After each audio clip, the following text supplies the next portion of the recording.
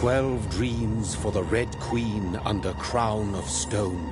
8 voracious beasts born from 8 restless nights. 4 nails piercing the flesh of the sinner. 1 prayer for the summoned, called by this song. 'Tis perhaps the countdown to oblivion for the once proud city of London. 'Tis perchance her inhabitants' last dance alone to face death and pestilence. Confronted by the eerie and unknown, mortals became desperate for answers. A flock's flight makes for an omen, the falling of a star a dire presage. Turning to priests for interpretation when there was no reason to be found. When religion failed, men turned to science. I saw them build such vain cities, crafting machines made for endless war. New questions flourished as old answers withered. What is darkness but lurking sun? What is wall but enslaved stone? What is glass but tortured sand? What is song but a call to arms? What is hate but jilted love? What is life but death pending?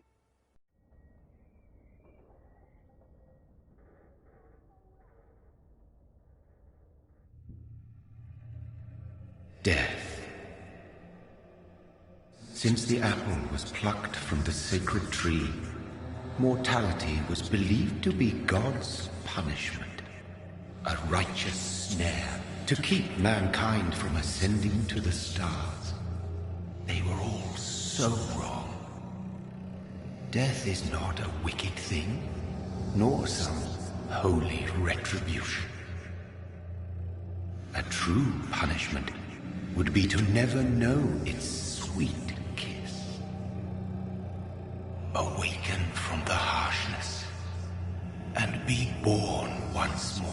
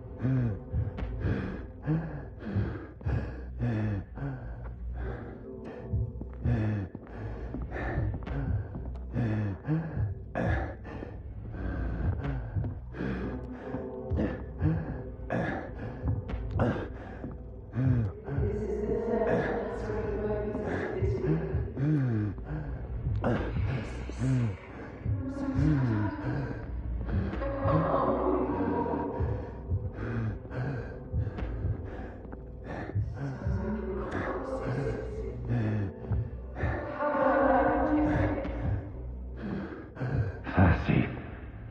So thirsty.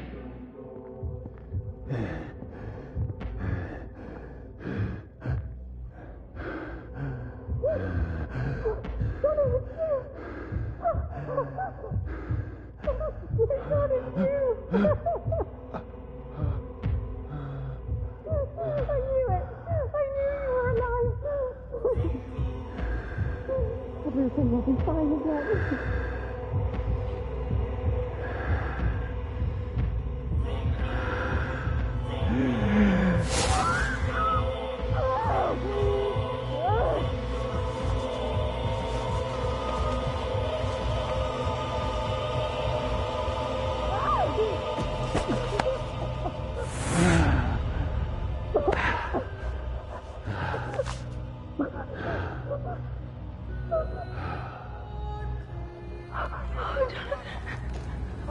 My sweet brother.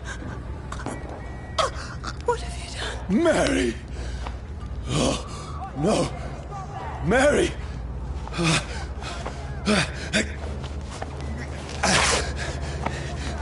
Hold on! Please, hold on! Oh, God. Oh, no. Mary. Mary. No. No. No.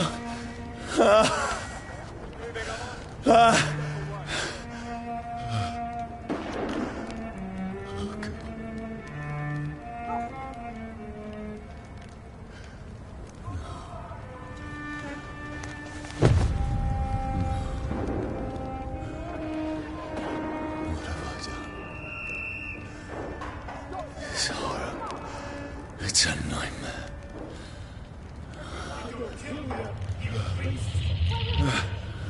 No! Please, a moment, let me explain!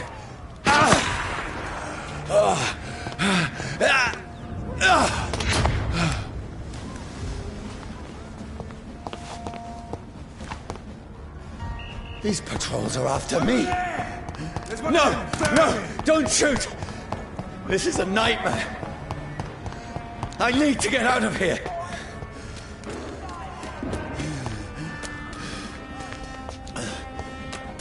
This can't be happening. There's one of those vermin. No! Please! Stop! I mean you no harm! What's going on? Oh, Mary. What have I done? What's all this about? Has it fled? Shit, where'd it go? Now, I can defend myself. Bastards! Kill the king! Who are you? Stay back! Sorry, but you left me no choice.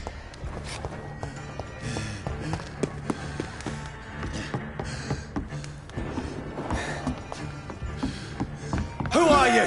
Stupid beast! Roast it alive!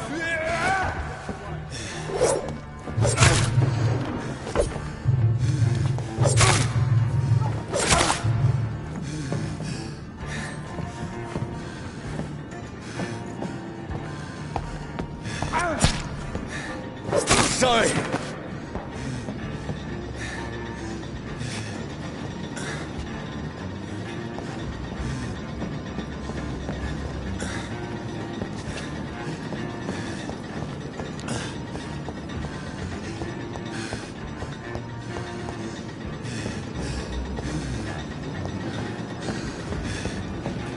Leech spotted!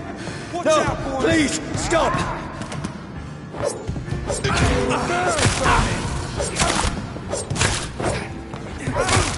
Who are you? Bloody leech!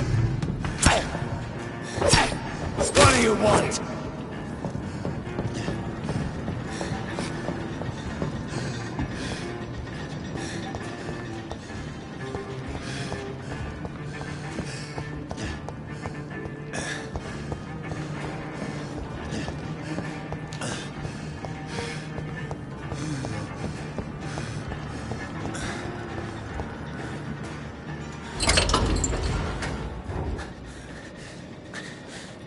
I mean you no harm. I need help. Die, you fucking leech!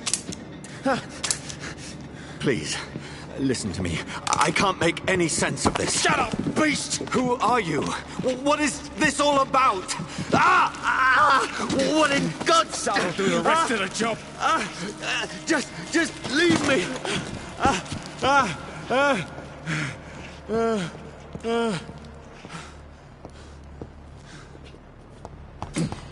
The sun.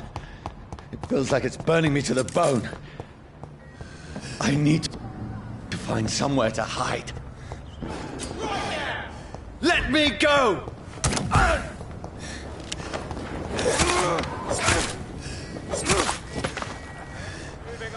need to find shelter.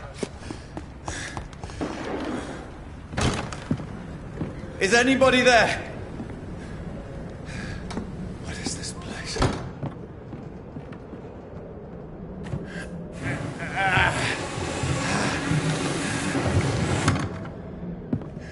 place seems abandoned.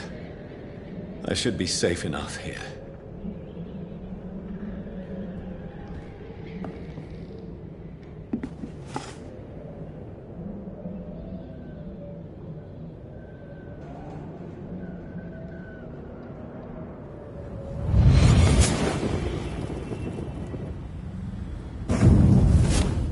Brother,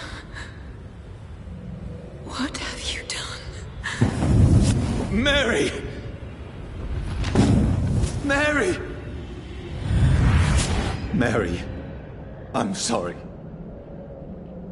Whoever did this to us, I will find them.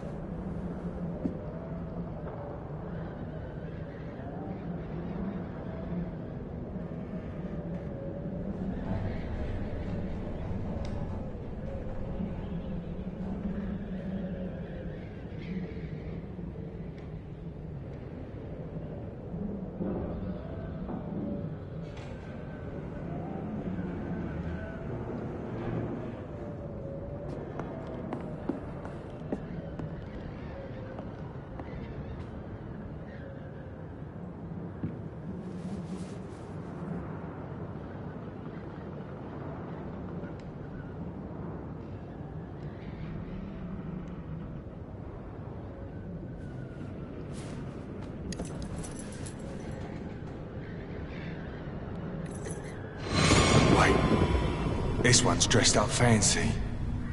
Let's run through his pockets. Picking the dead's pockets? Are you serious? I've still a rent to pay. He's got no more responsibilities. What's this? Gold watch. Beautiful it is. We fancy it and share the takings. I suppose we are undertakers. Now, give him an Eve.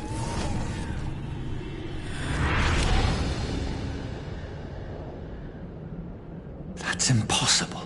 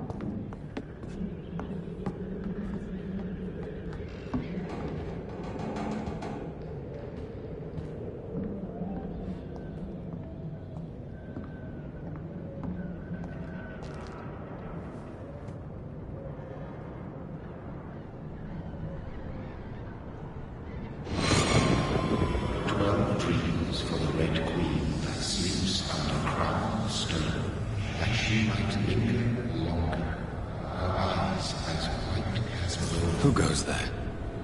A prayer for the summoned by warrior song. A child born from darkness must give scent of his power. Who's there? Are you referring to me?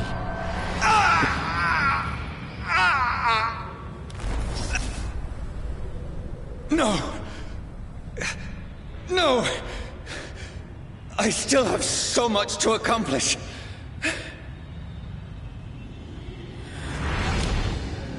I still have so much left that needs doing.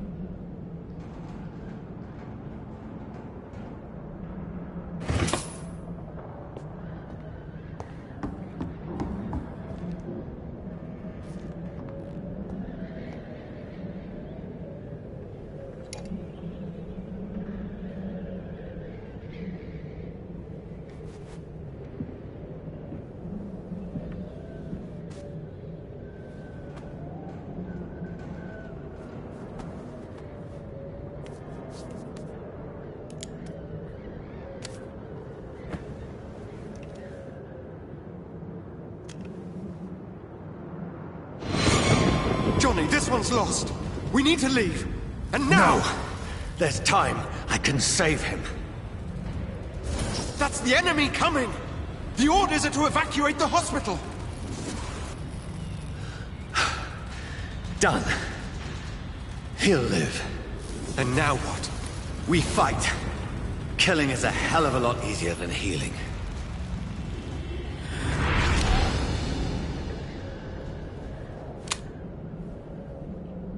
No, it never got easy.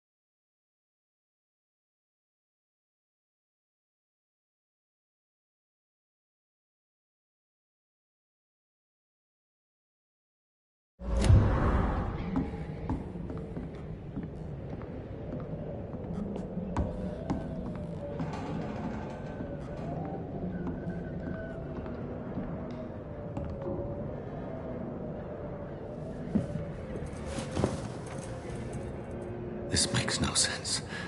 None of it. No sense at all.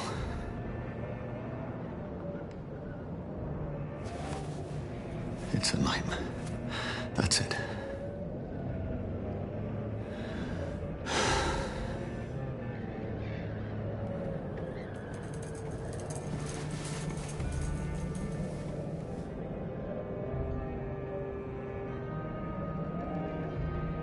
So be it.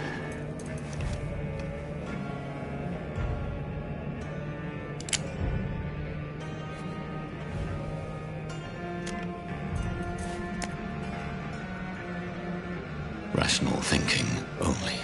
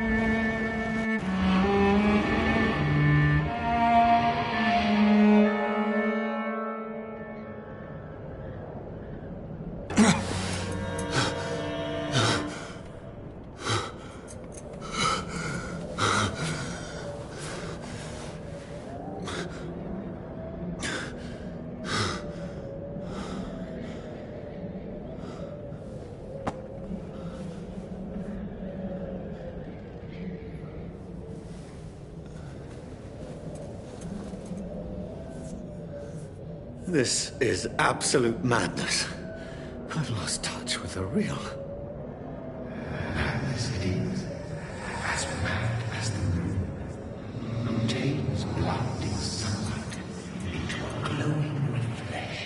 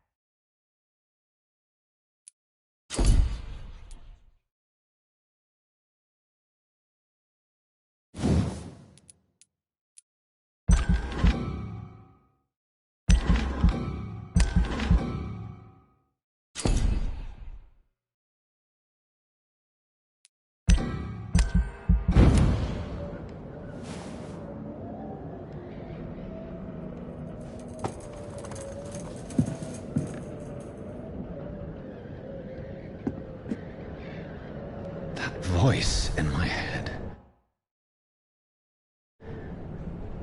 If I'm not mad, then it must belong to the one who made me what I am.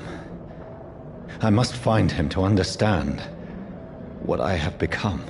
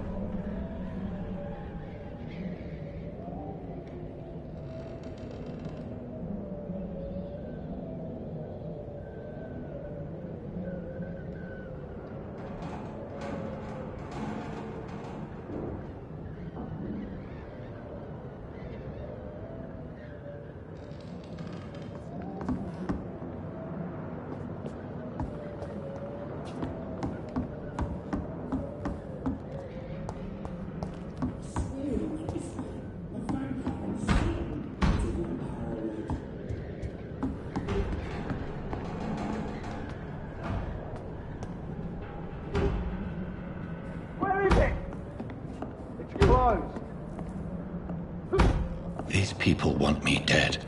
I need to leave now.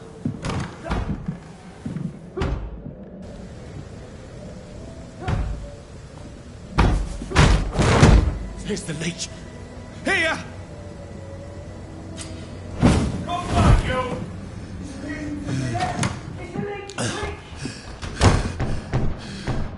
My head's spinning. Oi! Come out, you coward!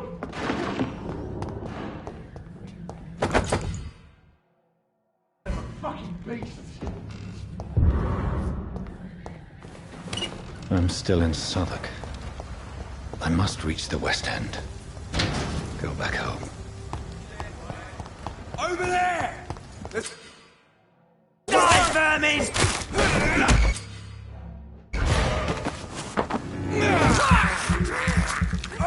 There's a strength I never knew I had.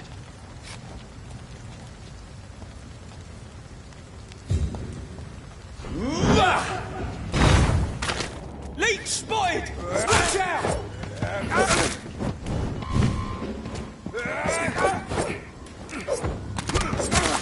This shouldn't be Shit, that leech is fast! I see every fiber of my being is afire.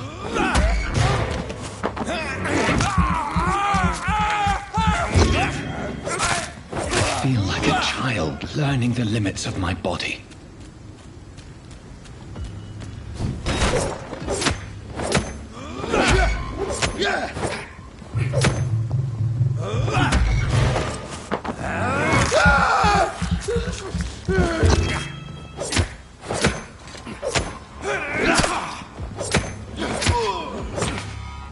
My strength, my reflexes. I'm not human anymore.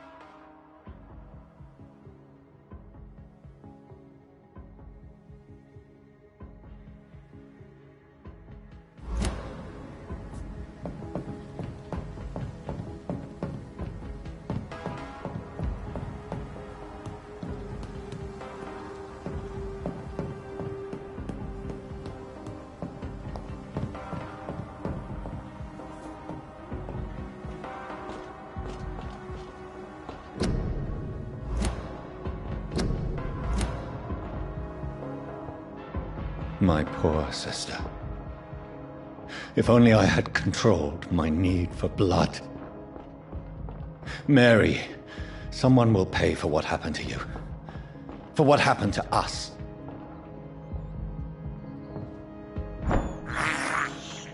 I can't believe I'm doing this.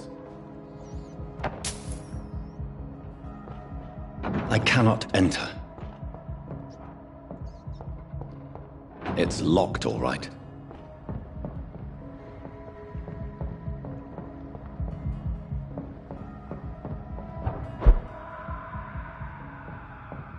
The dizziness from the jump. I can now.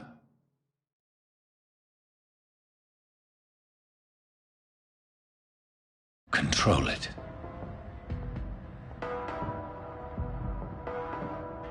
I cannot enter.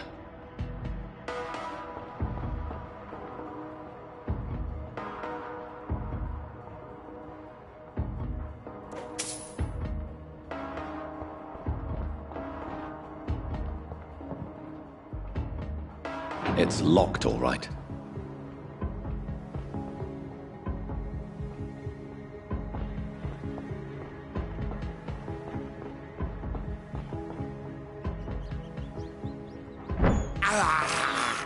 This is despicable.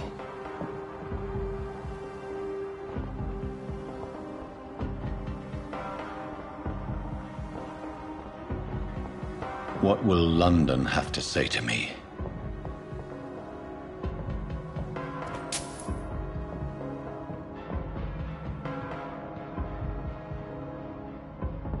It's locked. I've so many questions unanswered.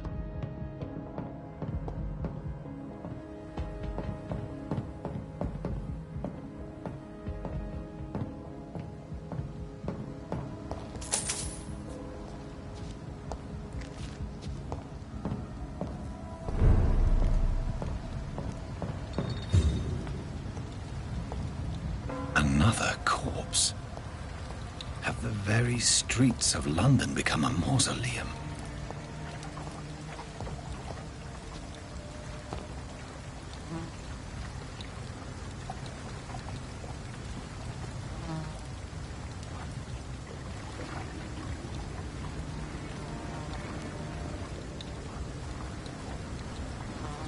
The man has been drained of all blood, but I can still smell the scent of it. I follow the scent's trail. Perhaps it will lead me to my assailant.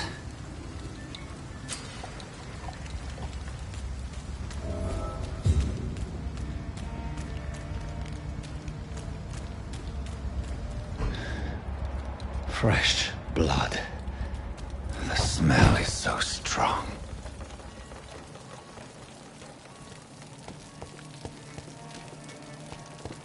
Where has everyone gone?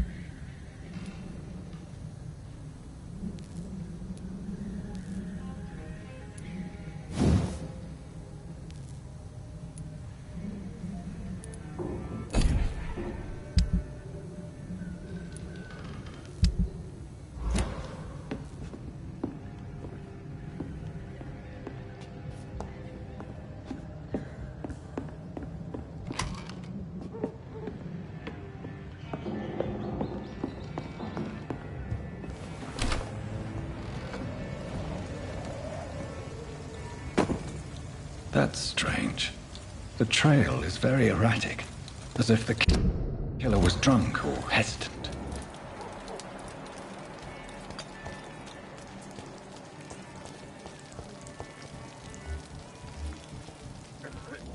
At last, a little life. To the turquoise turf.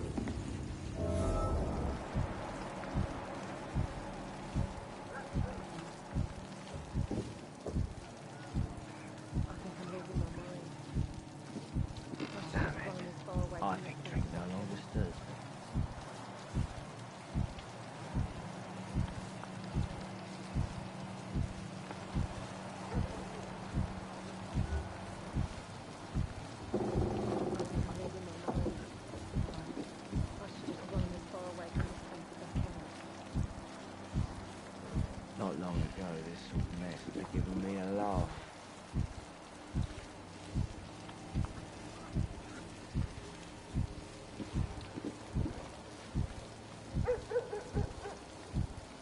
It's a good thing you cannot see me now, Mum.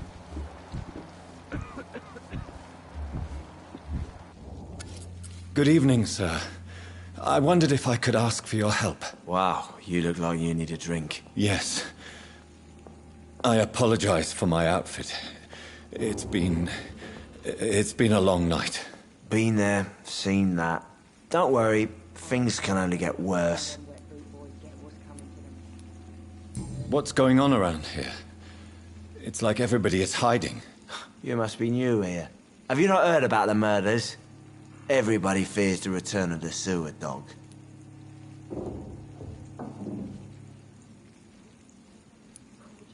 Who is this sewer dog? It's the local bogeyman.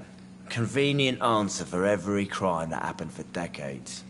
You murdered someone, blame the sewer dog, eh? You make it sound like it's a fairy tale. People will always believe in monsters.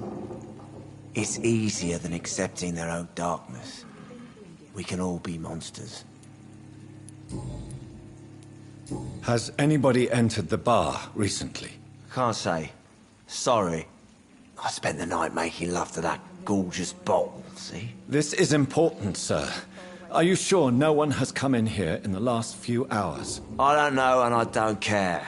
This is a free country. People still have the right to come and go, don't they? I'll leave you to your bottle, then. Are they stupid or something? I've never even been to India. Hello, sir. Are you all right? Is there any way I can help you? I don't know. Maybe you could just talk to me. Maybe you prefer to speak with Tom, then. He's more agreeable talking to strangers. What is this place? This is Tom's bar. A turquoise turtle. I'm the barmaid here, Sabrina, if you want to know. You don't seem to have much business. Where is everybody? Well, most people are sleeping right now. And those that are awake tend to avoid going out. What with the murders and all. Are you always open this late at night? No, it's only since the epidemic started. Tom thought that people may need a safe place to stay. What's going on around here? Where is everyone? Too many dead, sir. First the epidemic, now all these terrible murders. What have you heard about the epidemic? There's a Spanish flu. Yeah. Killed so many last summer. Thought we'd seen the last of it. Dozens dying every week. Are the authorities doing anything? Nothing. There are so many quarantine zones in London now. It's gotten really hard to travel across town.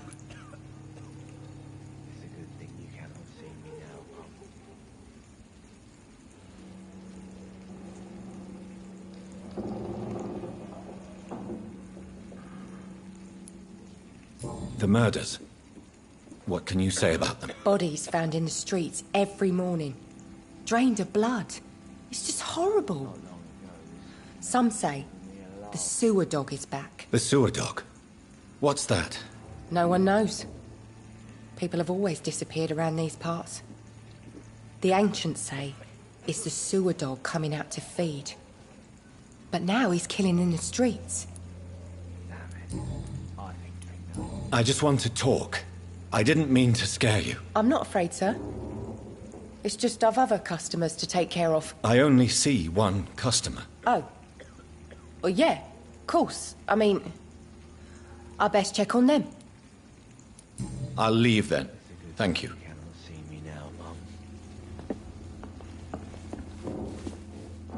My God, sir, you look like Jonah's whale just spat you out of hell. Can I get you a drink? No, thank you. I'm not thirsty. Well, grab a chair and get some rest. This is going to be another long night. There's got to be something can be done to get out of this. Why is it going to be a long night? You must be new around here. Don't you know about the murders? Tell me more about these murders. Every morning for the last few weeks, bodies have been found. And those poor sods didn't die of flu.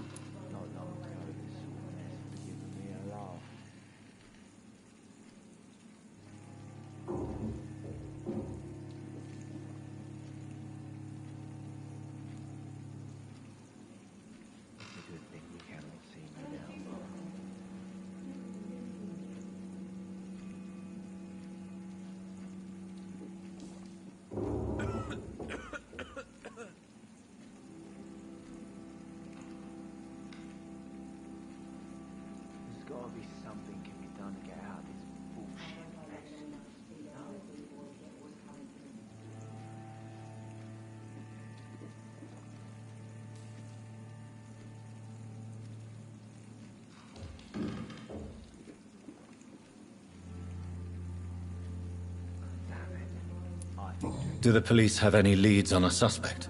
Even before the outbreak, coppers never came round here. We're on our own. People die in these parts all the time, and no one cares. Where am I? Where is this place? You're at my bar, sir, the Turquoise Turtle. The last ray of light in this dangerous part of town. Aren't you scared? Scared of what? All the bad shit happens out on the foggy streets. and I never go outside. So you're open all night? Yep. Figured people might need a place to rest in these dark times. I'm looking for someone who might have passed through here recently. Wondered if you might help. It's been quiet tonight. The only other person I've seen went straight up to his room. Thought it was kind of rude, actually. You mean he's still here? Well, yeah. He paid for the entire week. How long has he been here? He rented the room a few days ago and didn't say when he'd leave. Who is this man? What does he look like? Well, like a gentleman, I guess. Well-dressed, quite polite. A professor or something fancy like that. Always writing, reading notes. I need to meet this man. I have questions. Just climb the stairs and knock on the first door. I heard him open his window, so I guess he's still awake. And, sir... Yes? No funny business, you hear me? This is a respectable establishment. I hope I live long enough to see them wet boot boys get what's coming to them. It's a good thing you cannot see. This is no place for you. Prewen has several patrols roaming the area. They do not pursue me. But they're looking for vampires, and they're most efficient. They'll not relent until the killer has been identified. I have a common objective, but I require... I think someone is eavesdropping. Are you certain? You might as well come in, whoever you are. Slowly, vampire. Who are you? I mean you no harm. Saith the vampire. Present yourself. I need a word with anyone.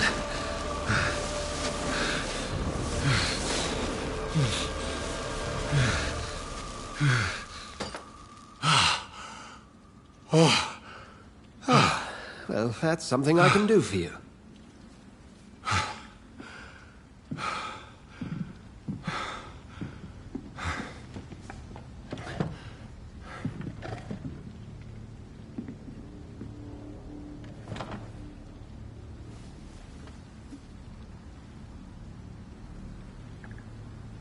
And who might...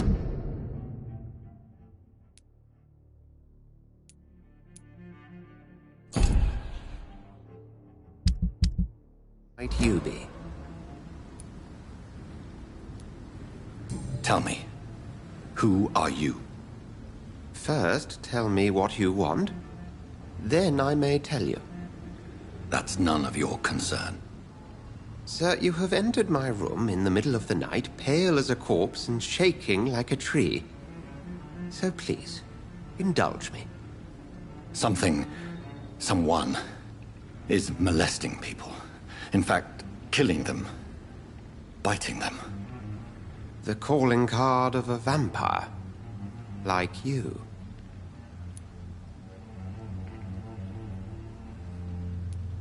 You seem the expert. How would that be?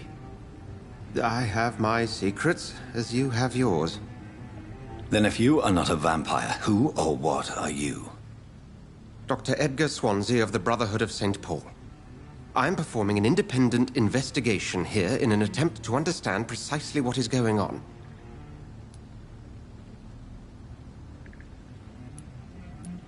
And what exactly is this Brotherhood? Sir, if the name is not familiar to you, then we shall discuss it another time. I heard another voice, that of a woman. Who were you talking to? Ridiculous. I've no idea what you're talking about. Something tells me not to trust you. Then the feeling is mutual. What have you uncovered concerning the murders? It started a few nights ago. Rumors of violent murders. The docks have always been, shall we say, somewhat unsavory. But this is different. How different? A vampire is at work here. Famished. Reckless. It must be brought to ground, and quickly. Then help me find the culprit. I may, If you'll first tell me why you opened this door. I followed a trail. The scent of blood from a recent victim. It led me here. You thought I was your aggressor. That explains a great deal. We're both chasing the same shadow. Perhaps. This is all new to me. I'm not even certain what I'm looking for. You should let me handle this affair. You've no idea what you're up against. No. I will find the monster. He is mine. How will you do any better than I? But then let me ask you this. What are your intentions if you find the killer? I will at last have the answers to my questions. Then I can only wish you good hunting. And pray we shall meet again.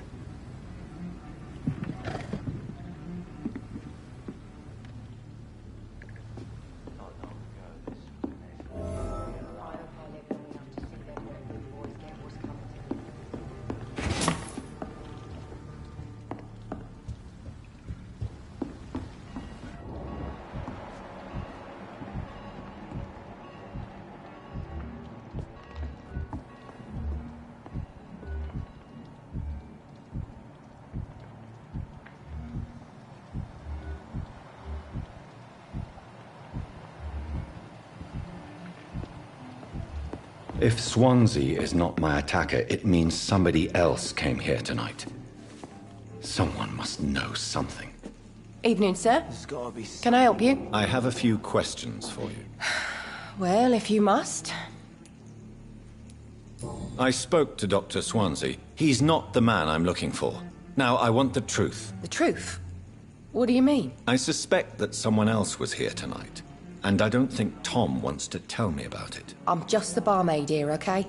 If Tom says you're the only visitor we had, then you're the only visitor we had. I can feel your fear, madam. Please, tell me what's going on. It's Will. William Bishop. He came in here earlier tonight and he... Well, I thought he was going to clock someone.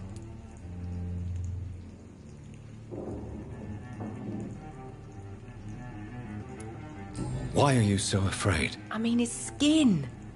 His hands. I scrubbed every glass and every chair that he touched. God, I hope it's not contagious. What happened tonight? He was dead drunk, as usual. But my God, his eyes. His face. He must have caught something awful. He shouted and cried. It was terrible. Tell me about this William Bishop. Will was a sailor who worked at the canning factory before he lost that job. A nice bloke, really. He's never been violent. Until tonight. Why keep it a secret? Why not tell me about it? Tom's nothing if not loyal. After Will lost his job, he offered him one ear. They used to be good mates. But recently, well... Will started to get very aggressive. I see. Thank you for your candor. I'll be sure to talk to Tom.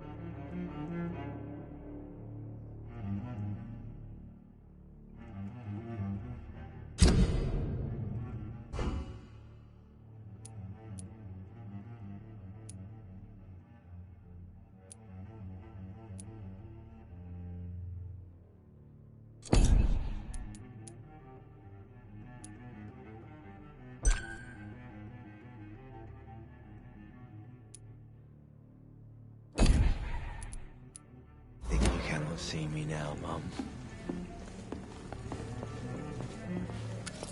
Hello, sir. May I disturb you again? And you're still ugly as sin. I'll leave you to your bottle, then.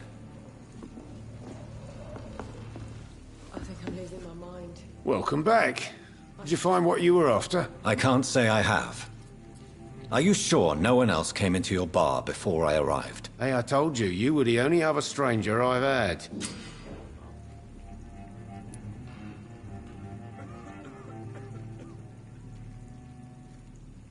Tom, talk to me about the visit from your old friend, William. Yes, Will came by tonight, but he's not my friend anymore.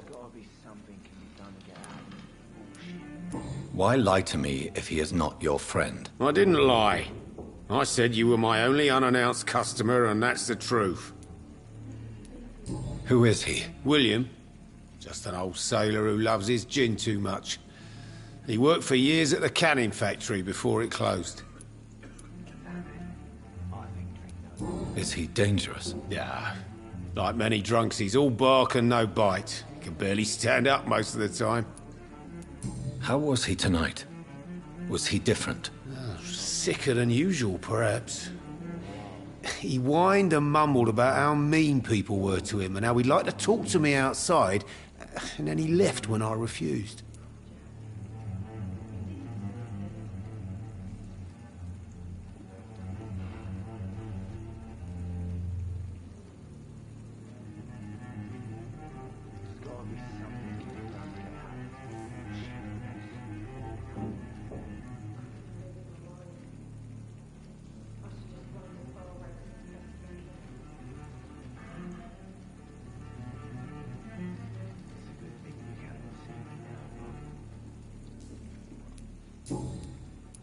I need to find him. It's a matter of urgency. Do you know where he is? You could try his boat. It's up by the North Pier.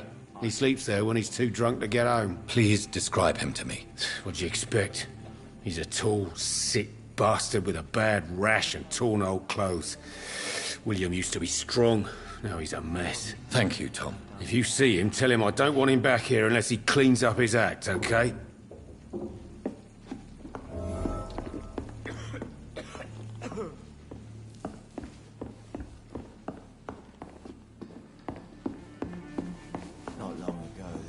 I think I'm losing my mind. I should just run as far away from this place as I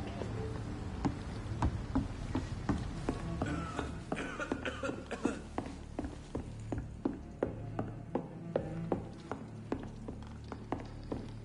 It's a good thing you cannot see me now, Mum. It's locked, all right.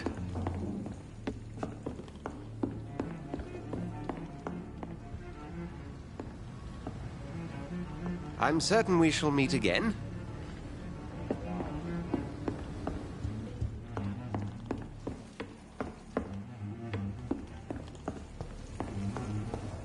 I cannot enter.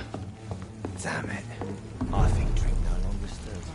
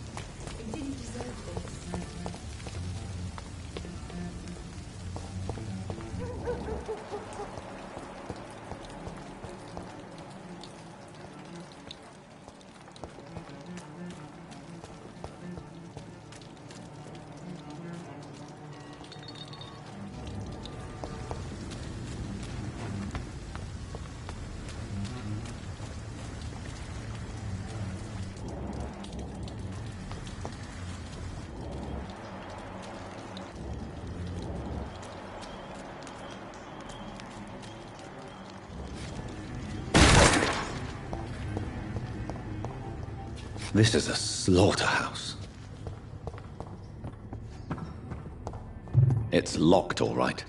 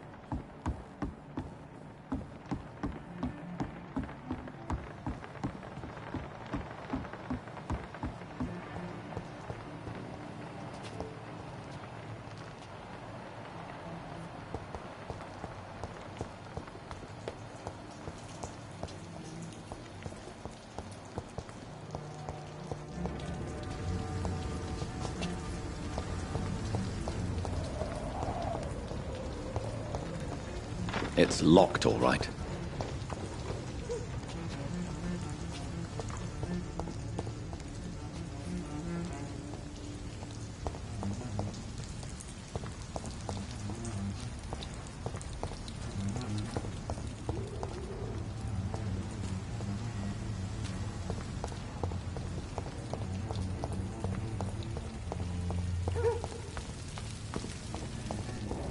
I will get to the bottom of this intrigue.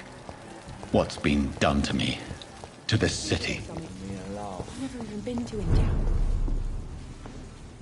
I told you all there was to know.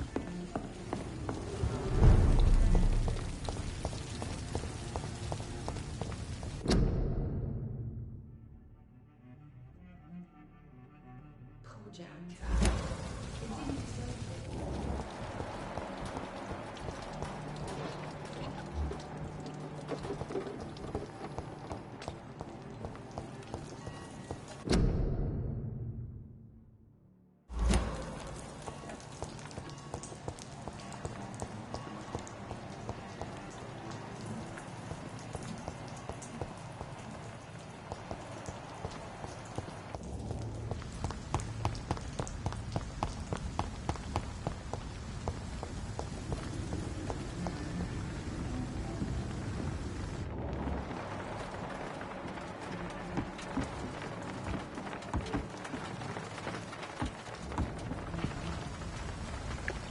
The body is still warm. This man has just been drained of blood. This man was armed. He tried to defend himself. This corpse has been dried of its blood, just like the previous victim. What's this? Some sort of note.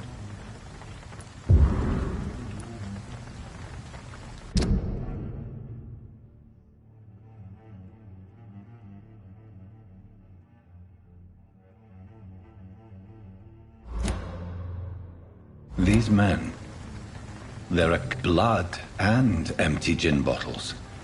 This bishop fellow is something of a heavy drinker. There are blood splats on the other side of the canal. I must reach that barge.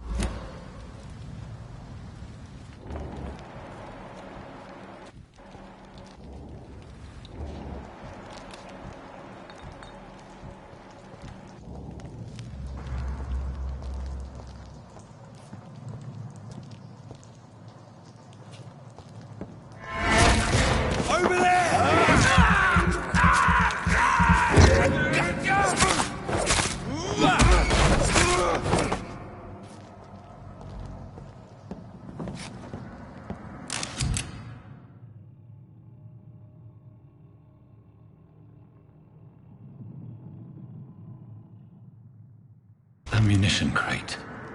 Good. I may need a lot of bullets. I feel like I'm back on the front line again.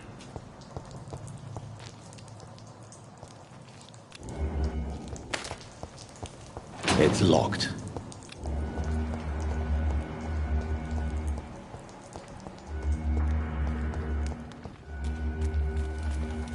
I cannot enter.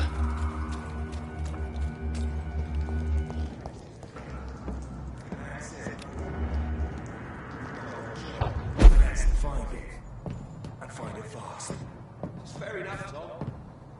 But why did I... It's locked.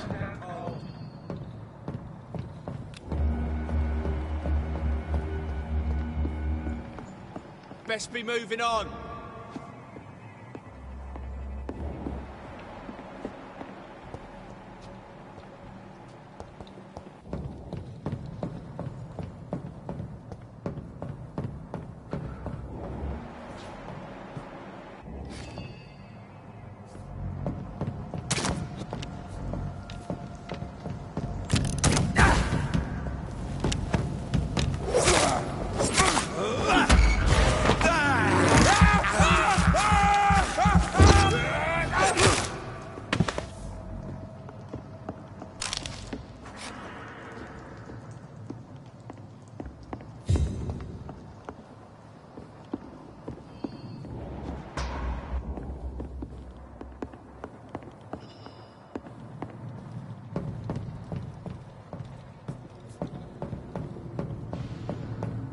It's locked, all right.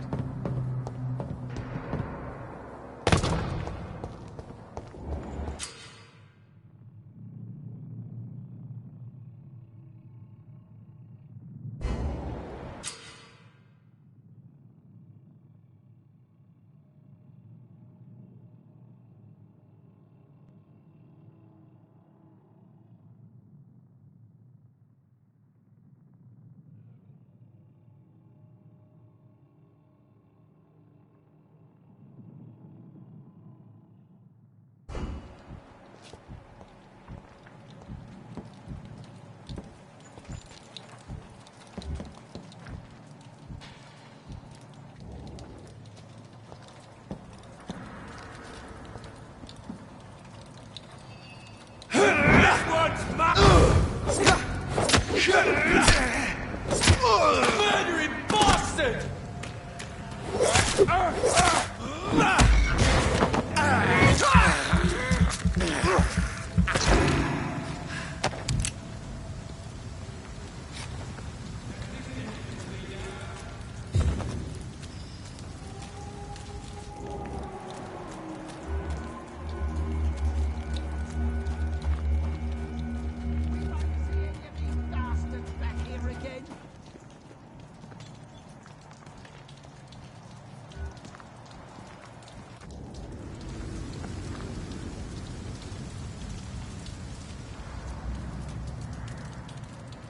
Steady, boys! Steady, boys! We can deal with this,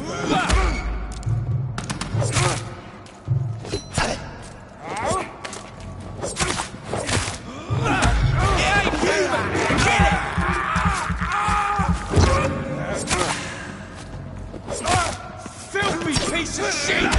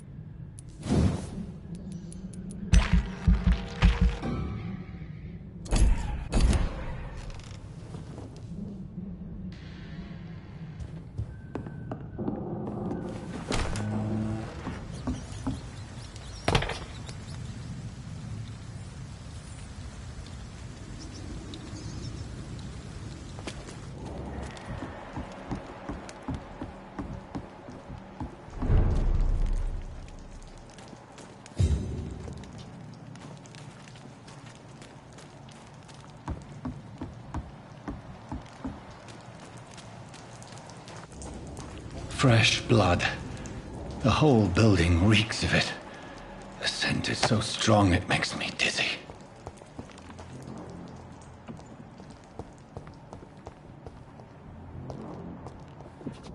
I need a drink. I'm so thirsty. Oswald?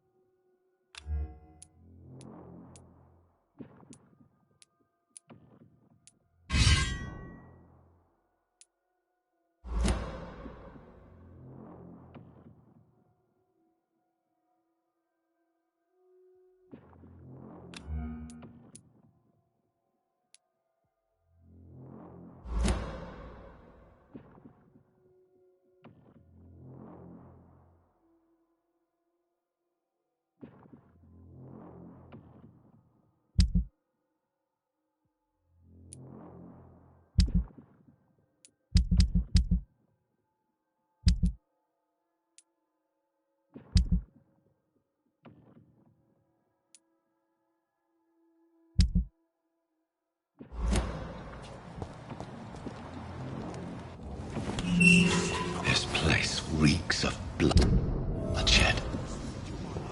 Dearest friend. William, my arm. I can't feel it.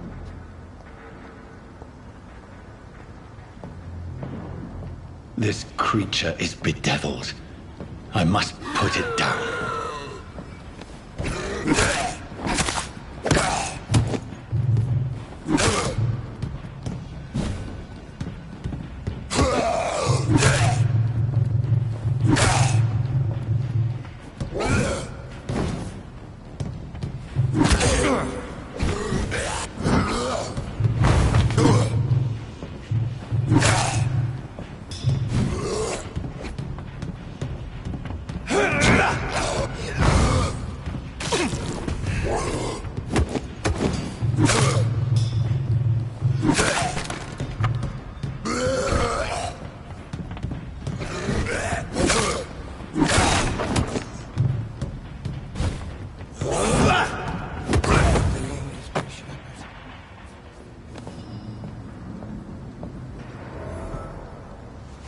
William was an honorable man. I could have saved him. Mr. Hampton, are you in there? I knew him well, another lost soul, a kindred spirit. Sir, listen to the sound of my voice. I'm a doctor. You're suffering from shock.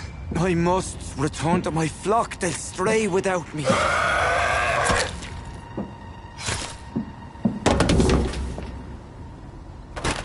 Remember, certain skulls are every bit as resistant as we are. Who are you? What do you mean by skull? You truly are a newborn. I should have realized. Wait. You are the woman from the bar. Are you like me? Can you help me? I believe, sir, I already have.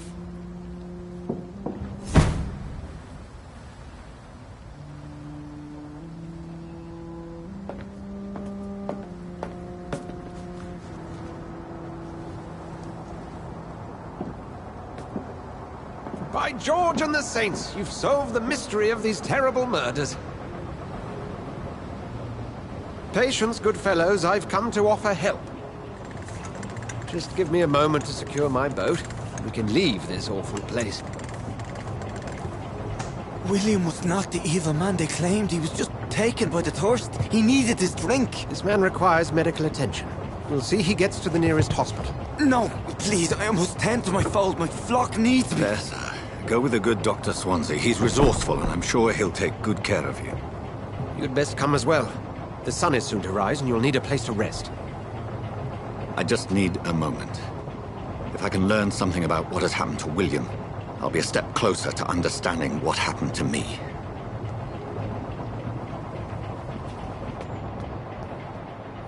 This poor creature can't be my maker. Could it be some subspecies of vampire? I must find a place to analyze the blood.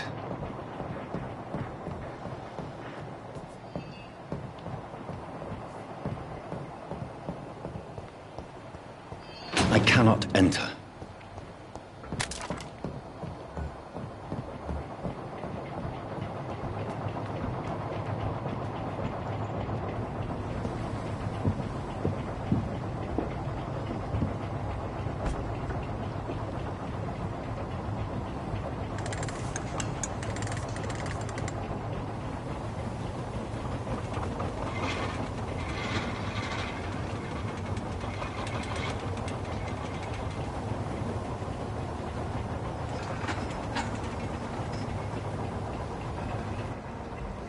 Where are we headed? We're on our way to the Pembroke Hospital. It's just across the canal. They'll have a bed for poor Mr. Hampton. William was... What manner of creature was he? Predator, prey, villain, and victim. Who can say? The important thing is that he's been stopped. Duly noted. And the woman? What... who is she? What woman? Oh, don't play me for a fool. You used me to locate that skull. You must know who she is. And I thought you a gentleman. You shouldn't talk about a lady behind her back, but I will tell you she values her privacy. Were London as peaceful as she appears from the middle of the canal? If only that were the reality of the situation. To be honest, I've always tried to avoid this part of town. Pembroke Hospital is the last bastion between the rest of London and the epidemic. The flu has decimated the East End and the war still rages. Welcome to the front lines of a plague. This is where you work, Dr. Swansea? I am the administrator of Pembroke Hospital. I thought you were here in service of your mysterious order, the Brotherhood of... Of St. Paul's Stole, yes. But first and foremost, I'm a man of science. A physician, like yourself, Dr. Reed. How do you know who I am? No need for modesty. You are Dr. Jonathan Reed, a surgeon of some caliber and renown, if I'm not mistaken. You are correct, sir. I knew it! I had my suspicions. But when you took the blood sample from the corpse of poor William, I was certain. Dr. Reed. Marvelous. Have we met? I attended 3 of your seminars before the war. I have the utmost admiration for your research. And what a turn of fate. England's most esteemed blood specialist returns to London a vampire. That word, again. From a so-called man of science. I understand. Traditionally, the role of science is to refute myth, but when myth walks among us, the Brotherhood of St. Paul has dedicated its purpose to their study. There's so much for you to learn. Of that, you are right. Well, then let me be blunt. Join my staff at Pembroke Hospital. As a physician. I suspect you'll not find a better post of employment to contemplate your predicament. This is sudden. I was returning home to see my sickly mother. But alas, that was before contracting this... affliction. Dr. Reed, take a moment to consider. The post would be for the night shift, providing a good explanation for your absence during daylight hours. You'll be adequately reimbursed, and have a place to hide. I even had the forethought to bring some clean clothes. So, what do you say? It seems I have little choice, but yours is a generous offer, so I thank you. Brilliant! Oh, Jonathan, this is one for the book, and the beginning of a beautiful friendship.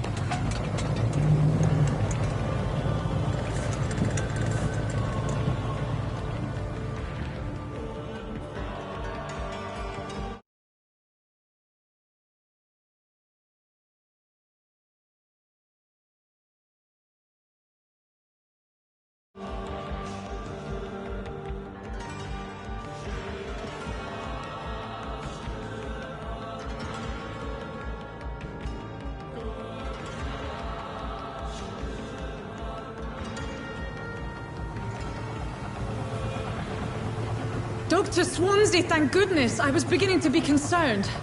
Worry no more, Nurse Crane, for I bring good news.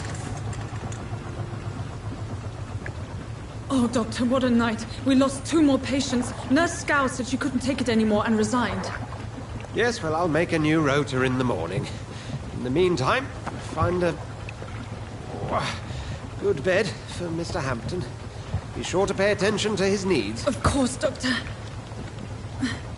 Oh, and Dorothy? Yes, Doctor? Dr. Reed here has just returned from the front. He served King and Country and will be joining us here at Pembroke. We're very lucky to have gained a surgeon of his talent, and one so experienced in blood transfusions. That is good news indeed, Doctor. Oh, yes.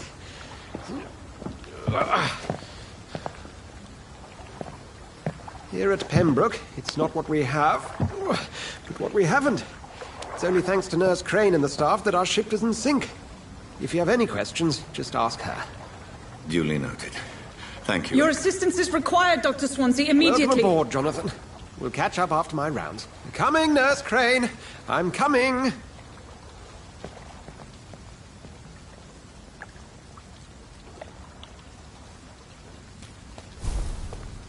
It's locked, all right.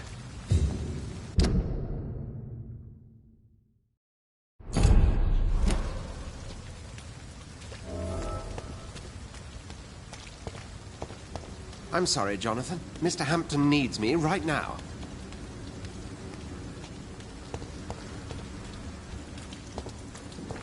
Come on, you can do better than that.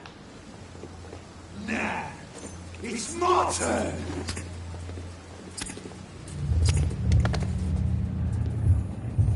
Rotten ore, Christie.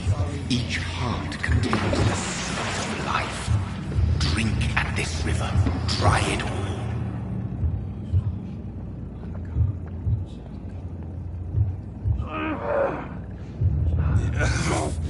Oh, come on, you bastard. I won't bite. Sir, please. You've lost too much blood. Calm yourself. You think I didn't notice? Stop your staring and get me to an hospital, you arse! Insulting a good Samaritan. Not exactly the way to get rescued. All right, sorry. I am in pain here. Me guts are spilling out onto the street and you're yabbering on. Yes. That's a very nasty wound you've got there. Take my word, I am a doctor. Dr. Jonathan Reed. Name's Clay Cox. I'd appreciate you helping me to a better place, Doc. Follow me, Mr. Cox. Let me assist you to that better place.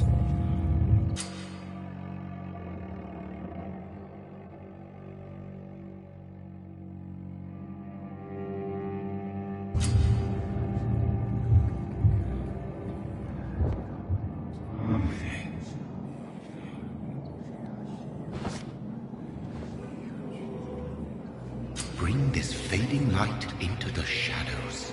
Dance with him the dance of life and death.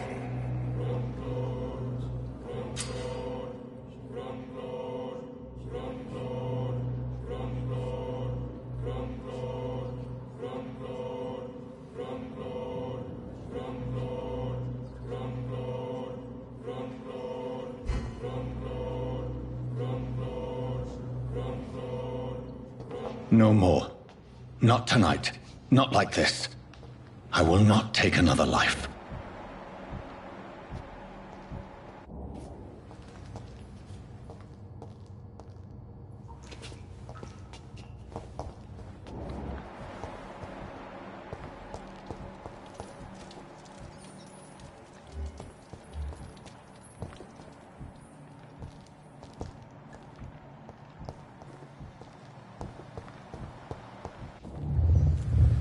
It is wise for the huntsman to sometimes let his prey go, but no famished hunter can run for long. It's locked.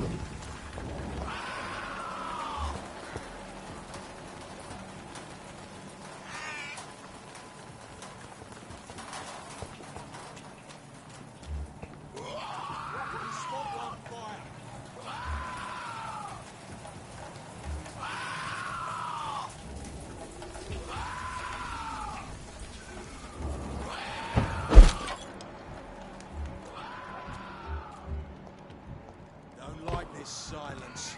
Look at it! This is fire!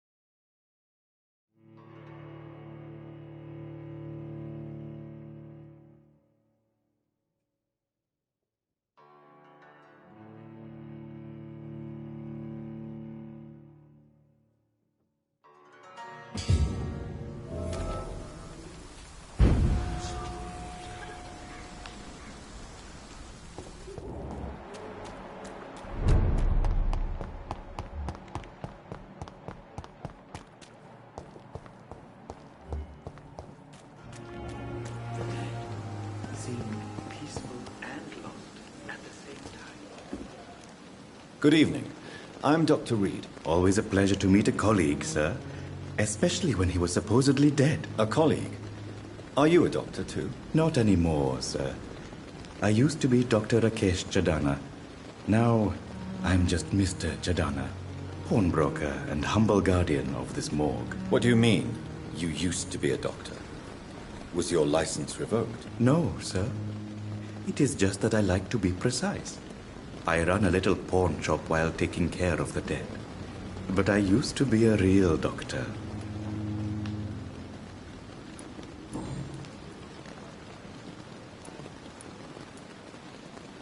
Do you work here alone? Yes, very easy work, sir. All I have to do is watch a few bodies.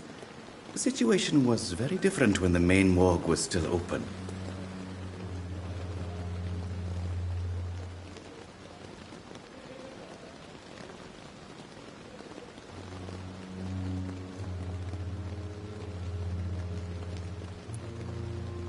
Why do you have to watch these bodies? Because these poor fellows have no names.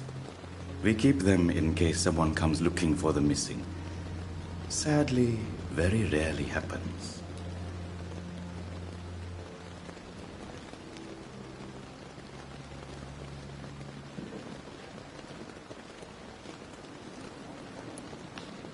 Why close the hospital's main morgue? It was for sanitary reasons after the beginning of the epidemic. Cadavers had to be moved to the nearest mass grave. Are you afraid or uneasy being surrounded by so many corpses? Why should I? These bodies are empty vessels. Flesh left to decay. Poof! No soul anymore. All gone.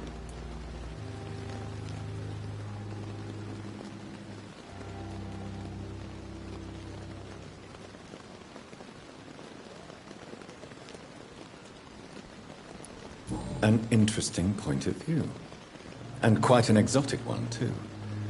Most people fear, or at least have a respect, for dead flesh. Sir, as a medic during the war, I learned to face my death and the death of others. It's the pain we have to tame, not death itself. How did you get this job? After I left the army, I worked as an undertaker down by the docks. A dangerous place with many an unpleasant business there. Milton Hooks helped me get a job here. Have we met before? I don't think so, sir. Why? When we first talked, you said you were glad to meet me since I was reported dead. Funny story, sir. Your sister came here a few nights ago. You were missing. and she was looking for your body. She must be very relieved now.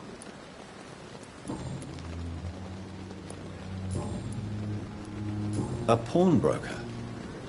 I expect you get all types of people here. Yes, sir. All kind of people. For I sell all kind of goods.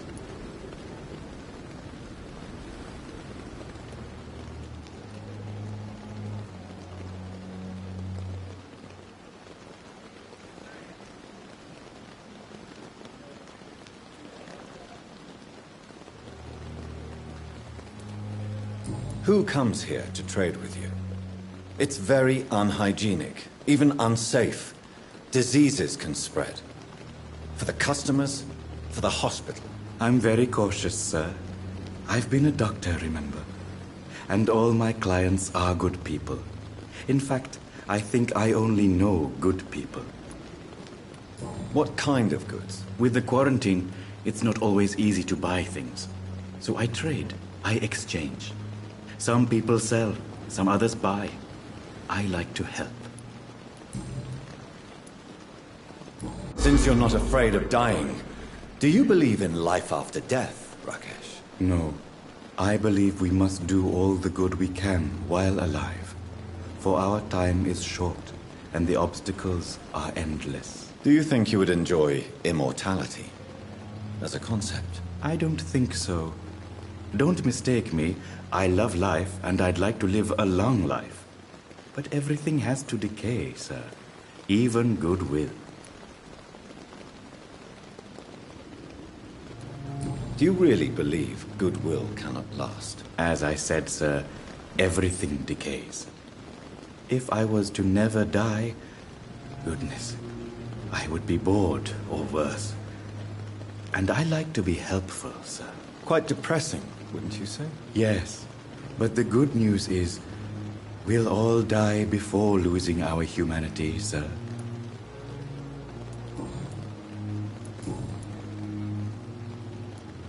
Goodbye, Mr. Chidana. It never ceases to amaze me how you, the dead, it's locked, seem peaceful and lost at the same time.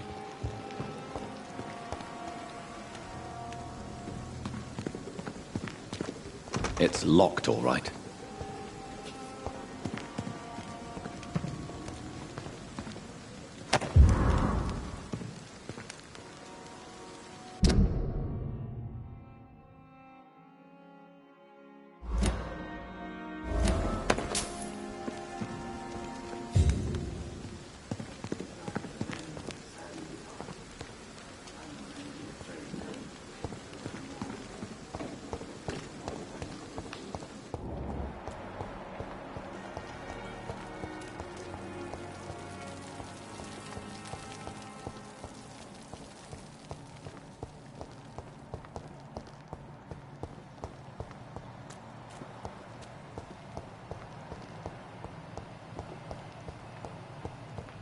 I cannot enter. Scowl voices in the garden. I should investigate. If they were to find somebody.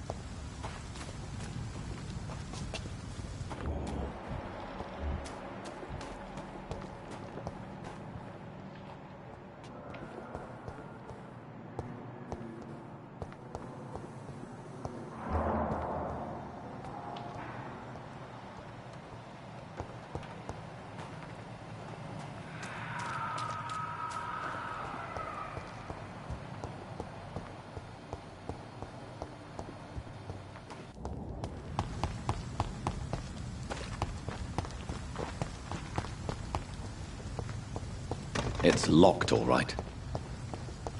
It's locked.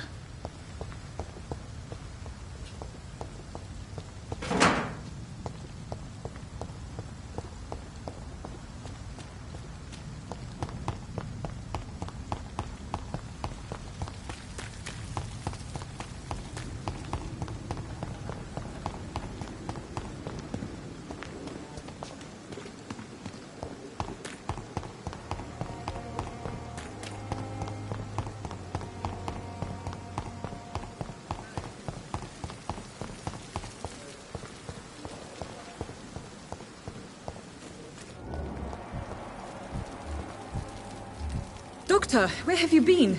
I've little time to play hide-and-seek with new staff members, no matter how illustrious they may be.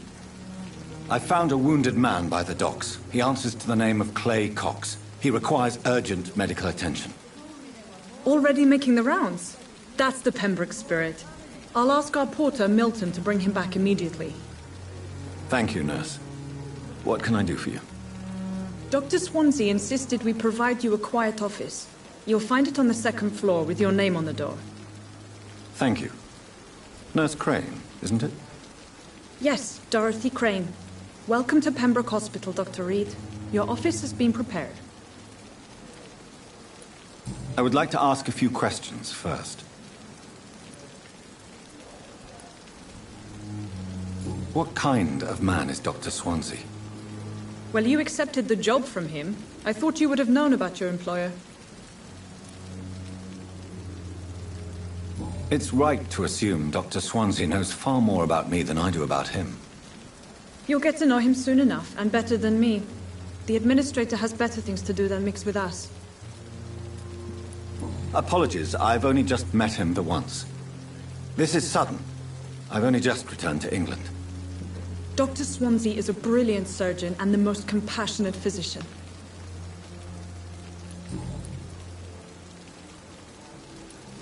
And Mr. Hampton, the patient we brought in, how does he fare? I gave him a sedative to help him sleep. Poor thing was in quite a state of shock. If you could point me in the direction of my room again, nurse. Second floor of the hospital, left after the stairs. It's the last vacant office at the end of the corridor. Thank you, Nurse Crane.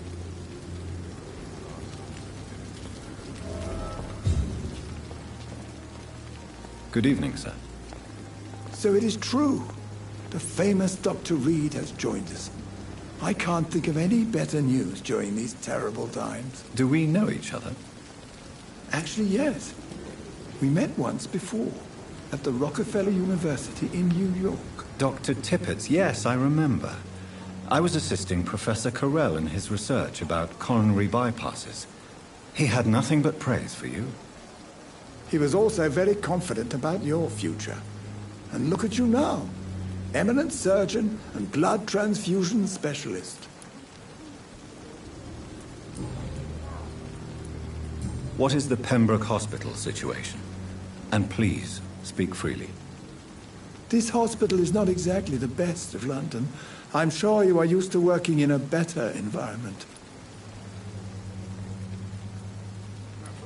It's more than enough.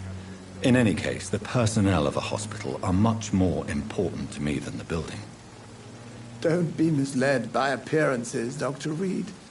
This hospital does not lack talented people. It just lacks hope. What can you tell me about the staff in the hospital? Some are really good, and others are not so good. But during this troubled period, there is no time for slander. I prefer to focus on the positive character traits. Tell me more about cherished people, then. Nurse Brannigan is a pearl. She is the most helpful and dedicated nurse I've ever worked with. A clever and cheerful woman. You really seem to admire her skills. I'll go even further. If she was a man, she would be a damn fine practitioner. Any opinion about the management? I don't always agree with Dr. Swansea's reserve, but I must admit he does all he can to keep this facility running during this crisis. Ah, yes, the burden of command. I was fed up with this concept while serving as a medical officer. Don't get me wrong. Swansea's a good administrator. I just wish he would get out of his office now and again.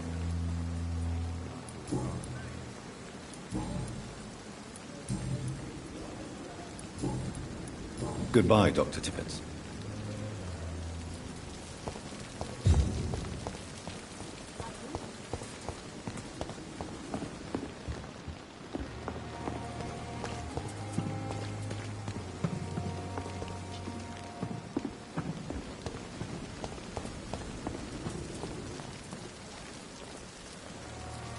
Good evening, sir.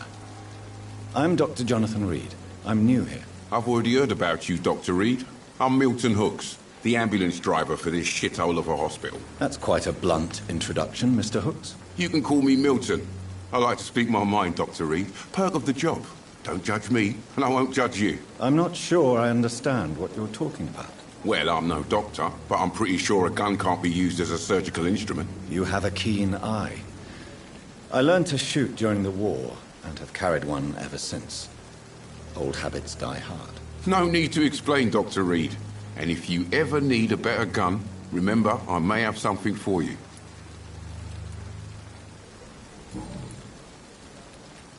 How is the situation around here? You want to hear the situation is all right? It's fucking awful. We lack everything, and it's getting worse every day. So what do you do exactly in this hospital? Apart from smuggling guns, I mean. I've been an ambulance driver since... too long, I guess. I bring sick people here night and day. It's a dirty job, but I get it done. Most of the time.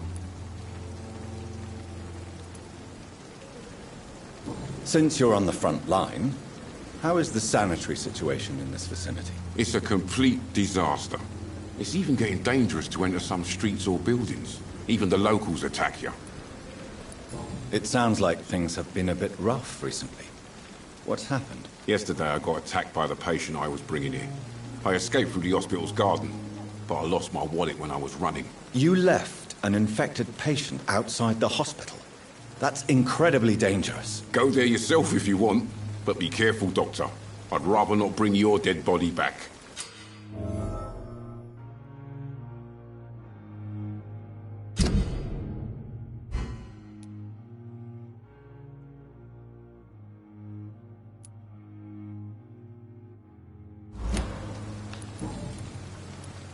Are you really smuggling weapons through the hospital? And why not? I've already been attacked by patients, you know. And by gang members willing to steal my money. But you're not defending yourself.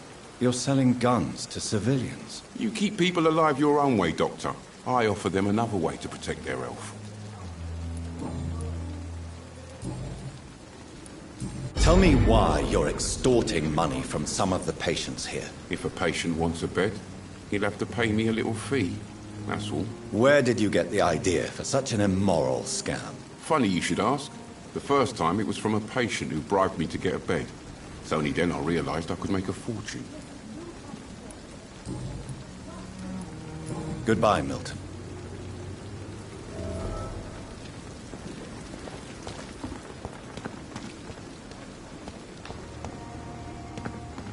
I thought last summer's epidemic was...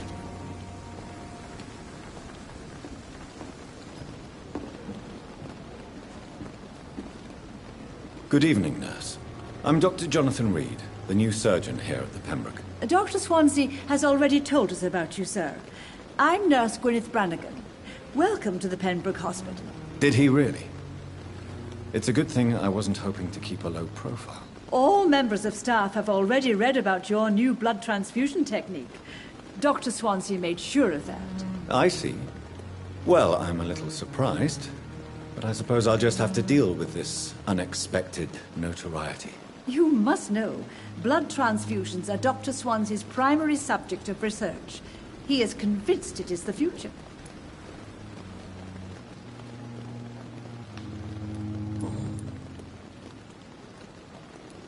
How are things here? Not good, to say the least. We're struggling against an invisible enemy, more lethal than any bullet from a gun. It's hard, Doctor. An invisible enemy? quite a poetic term for a disease, especially from a nurse. Sorry, Doctor. These last few weeks have been exhausting. We could all do with a good night's sleep. Do you think this hospital can survive the epidemic? We are all volunteers here, and we're trying to hold fast, but how do we beat an invisible killer? Some nurses have already resigned. I'm not familiar with all the staff yet. Perhaps you could help me. Brilliant professionals, most of them. Dr. Swansea has a gift for recruiting talent. Most of them. Is there a problem I should know about, nurse? It would be inappropriate for me to speak ill of a colleague. Is there anyone that stands out? Well, I have never met someone as dedicated as Dr. Tippett's. He should be a standard for us all here. If only he were younger. Why should his age be a problem? I guess it's fair to say he's always pushing himself to the limits. He just doesn't know when to stop and get some rest. Nurse Brannigan, if you do know something, please tell me. Anything you say will be held in confidence. No. I may disagree with some conduct, but in the end, everybody is doing their best.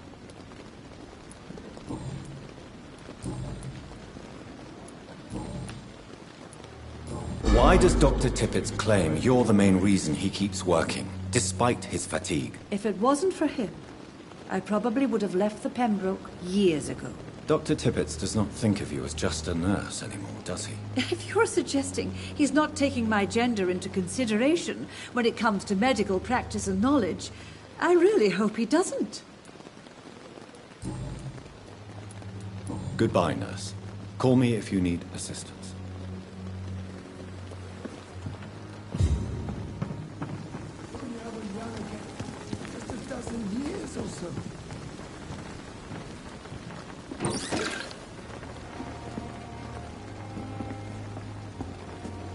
Good evening, Dr. Tippett. Dr. Reed, any good news to share?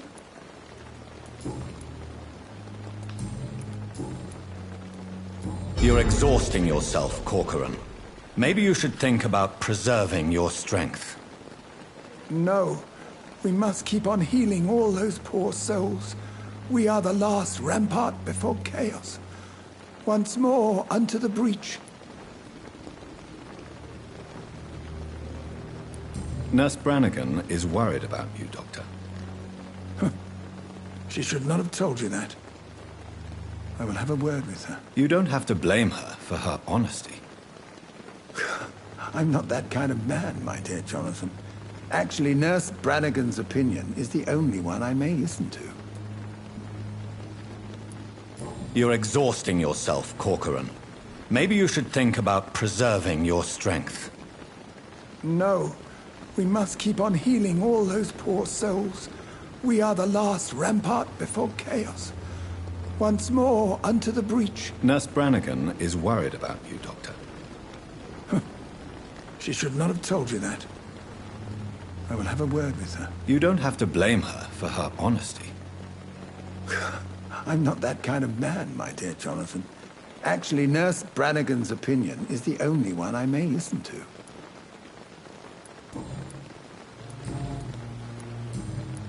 Goodbye, Dr. Tippett.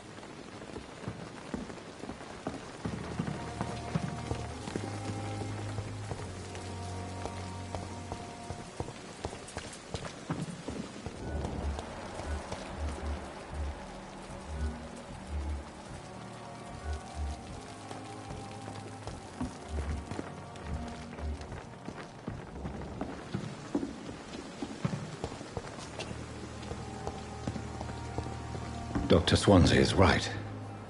This place seems perfect to conduct my research. The daily routine. Good evening, miss. I'm Dr. Reed, the new surgeon at the Pembroke Hospital. And who are you? Your name has no meaning to me, mortal. You're nothing but dust blown by the winds of eternity. I beg your pardon? What are you begging for, mortal? My clemency?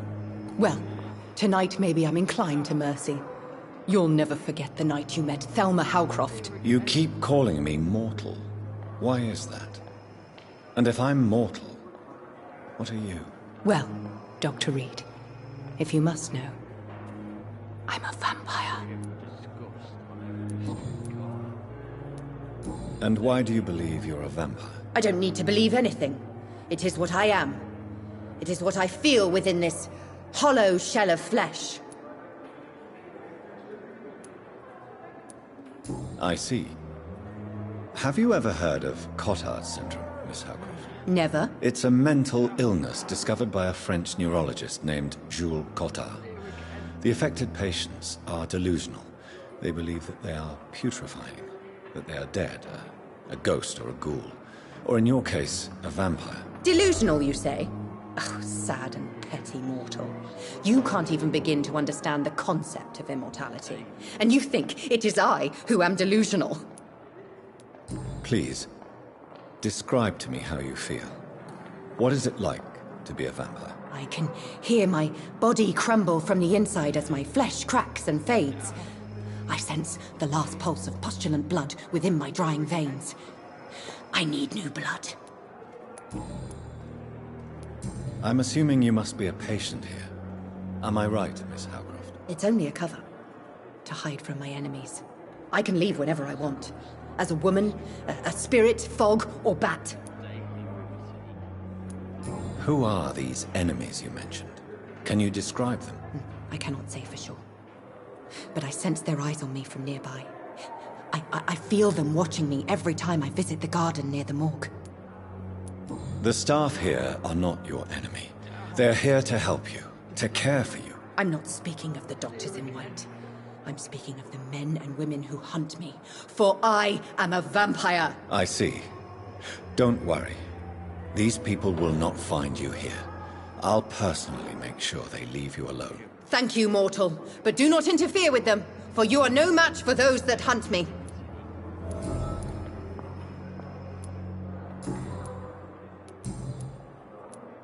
Who are you really, Miss Howcroft? I mean, apart from being a vampire. Is that not enough for you, puny mortal? What do you require? Proof of my powers? I'm curious to know who you were before becoming a vampire. It was such a long time ago, I don't remember. Centuries of unholy life can have strange effects on one's minds, you see? I'll leave you, Mistress of the Dark, to your nocturnal activities. I wish I could be sick again. Feel my blood boil with the fever. Fear and disgust. Good evening, sir. Can I help you? Unless you're here to fix my face. No. I don't think you can help me. I'm Dr. Reed. I've recently taken the position of head surgeon here. War injuries, am I right? You guessed right, Doctor. German shell took my pretty little mug right off. But they still call me Thomas Elwood. How is your stay with us, Mr. Elwood? Oh, it's bliss. I just escaped death in the trenches to be surrounded again by the moans of the dying. Can I ask you precisely why you're a patient here? It's the pain, sir. The drugs don't work. It just hurts under the scars, if you get my drift. Can I do anything for your pain? Nurses gave me a bunch of pills. No effect. Told you. It's like the flames are under my skin, burning away.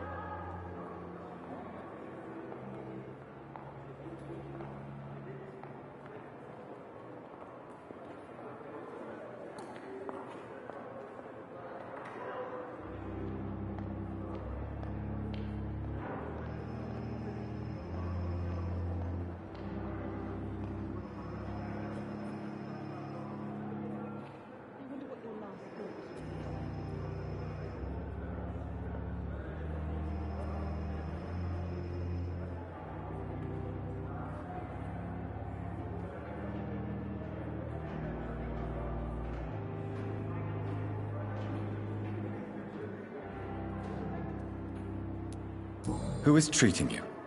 Is someone in particular looking after your case? Nobody since the old and tired doctor spoke to me. Started to think I was forgotten about. Wouldn't blame you. You don't seem worried by that. My face hurts so much more when I smile or cry. I've learned it's easier not to speak. But be assured I'm smiling inside.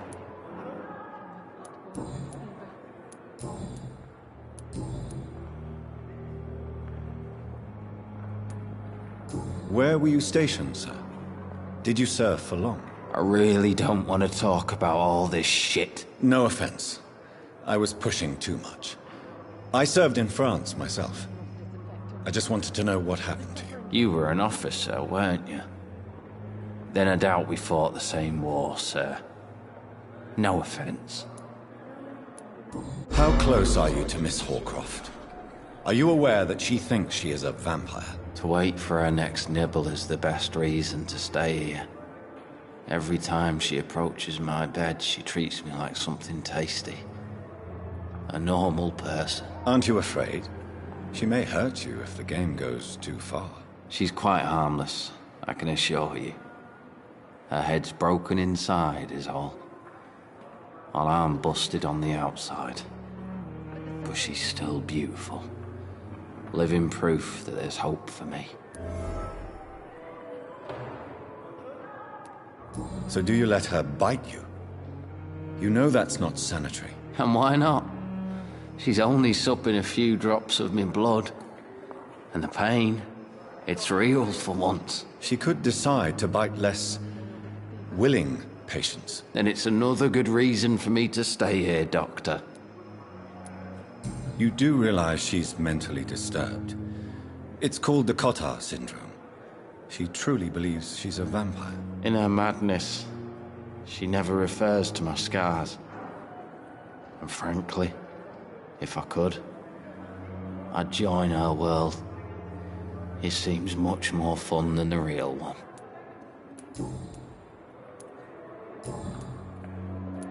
Goodbye for now, Mr. Elwood. Damn. The pain.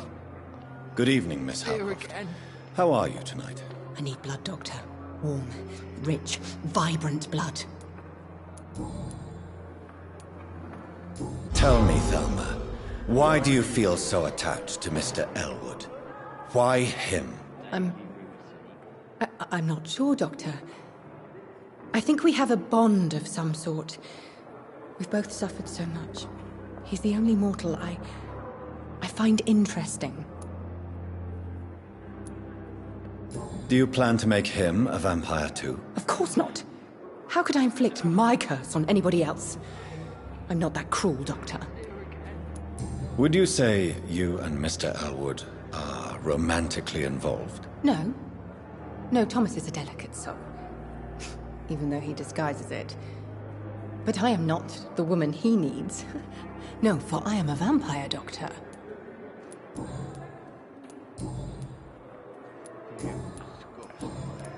I'll leave you, Mistress of the Dark, to your nocturnal activities. I wish I could be sick again. Feel my blood boil with the fever. Good evening, Mr. Elwood. Evening, Dr. Reed.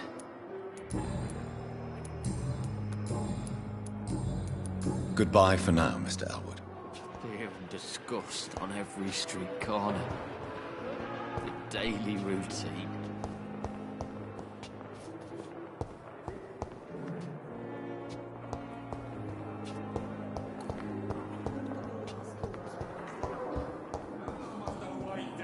Blaming me will not further your agenda, sir.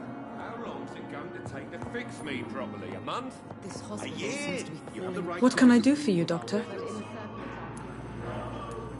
Thank you, Nurse Crane.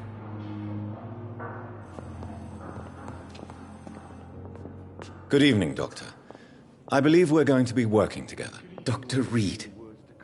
Dr. Swansea informed us of your arrival, but I could not dare to believe we'd have such good fortune. Such an honor, sir. Thank you. And you are? I am Thoreau Strickland, Dr. Thoreau Strickland. I'm a great admirer of your work, Dr. Reed. Please, could you tell me something about yourself? I'm a great admirer of your work concerning blood transfusion, Dr. Reed. I run my own experiments. I'm convinced it's the future. What made you choose to be a doctor? I'm not ashamed to admit you and your work have inspired me. I am honored to have the opportunity to work by your side. It's always a pleasure to share scientific and medical knowledge with someone eager to learn. I'll be glad to help you if I can. This epidemic may be the century's most terrible disaster, but I'm convinced that we, as doctors, are the only ones able to defeat it. I based my technique on my mentor's research. He helped me perfect my method. What is yours? I'd rather not talk about it. For now, it's just theories and first approach. My process is purely experimental and unsuccessful. As long as you're cautious and methodical, you may remain empty-handed, but you won't fail. You're not the first one to warn me, but I am convinced knowledge is the main weapon against the ravages of this epidemic. What can you tell me about the Pembroke? Well, it has always been an honor to work with Dr. Swansea. But with your arrival, I can't think of a better opportunity to learn about blood transfusion. You seem quite optimistic. It's a rare and precious attitude in these difficult times. I'm convinced that this epidemic is a test of endurance and dedication for us men of science. Questions remain about our capacity to resolve the situation. True. Last summer, during the first wave of the epidemic, I used to joke with Milton about the extra work. We're not smiling now. Do you need help with anything in particular? Well, yes, maybe. I'm waiting for a batch of products I ordered for my personal research, yet my supplier seems to have vanished. Do you want me to play the errand boy for you? Oh no, Dr. Reed.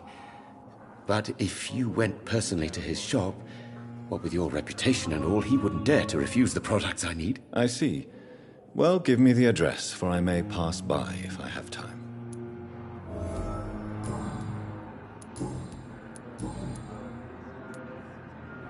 Tell me more about your willingness to experiment with new medical techniques. Harvey Fiddick is a patient suffering from a severe injury that could cripple him if not treated correctly.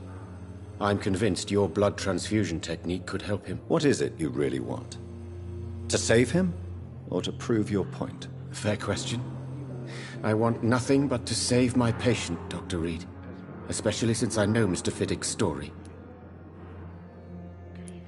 Tell me Mr. Fiddick's story. Our first diagnosis was compromised because Mr. Fiddick lied to us about the real origin of his injury. He first claimed it was an accident. But why would he hide such crucial information from us? Because he is a proud father, ashamed of putting his children at risk because of his own negligence. This personal involvement could also appear to be a lack of impartiality. You must know that a good surgeon must remain neutral. I agree. But that does not excuse Dr. Ackroyd's behavior, a man who did not even take time to converse with his patient. Do you think keeping his distance was a mistake? All I know is that I'm taking care of human beings, with desires, hopes and fears. Not some biological machine comprised of blood, bones and flesh.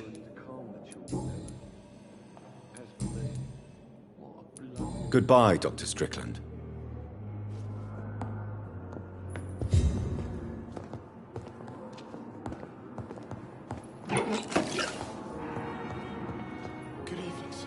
Good evening, sir. I'm Dr. Reed. May I help you? I don't know if a third opinion is needed.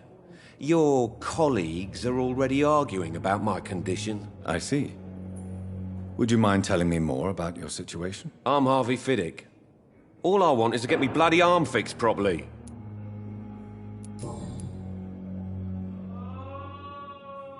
Tell me about yourself, Mr. Fiddick. I'm just a regular guy waiting to get his arm fixed, so I can return to work and to my family. I was more curious about what you were doing before being hospitalized. I'm a carpenter, and a good one too. But that means I need both arms to feed my family, Dr. Reed. Tell me about the doctors who are arguing about your case. Strickland and Ackroyd. They both want the best for me, but there's a lot of pride there. Doctors are no different from carpenters, it seems. What do you mean? I often had professional arguments with rivals on a building site. Difference is, I disagreed about wooden nails, not flesh and bones. Are you satisfied with your treatment here? Well, it's clear that I've chosen a bad time to be injured. Forgive my bluntness, but you seem overwhelmed by cases of the flu. I won't lie to you about it. I'm afraid we are. Are you sure you don't want to operate yourself, Dr. Reed? I have the feeling you're very capable. And your colleagues seem to think so too. In other circumstances, you would be right. But for now, I don't think I can take on the responsibility. My apologies.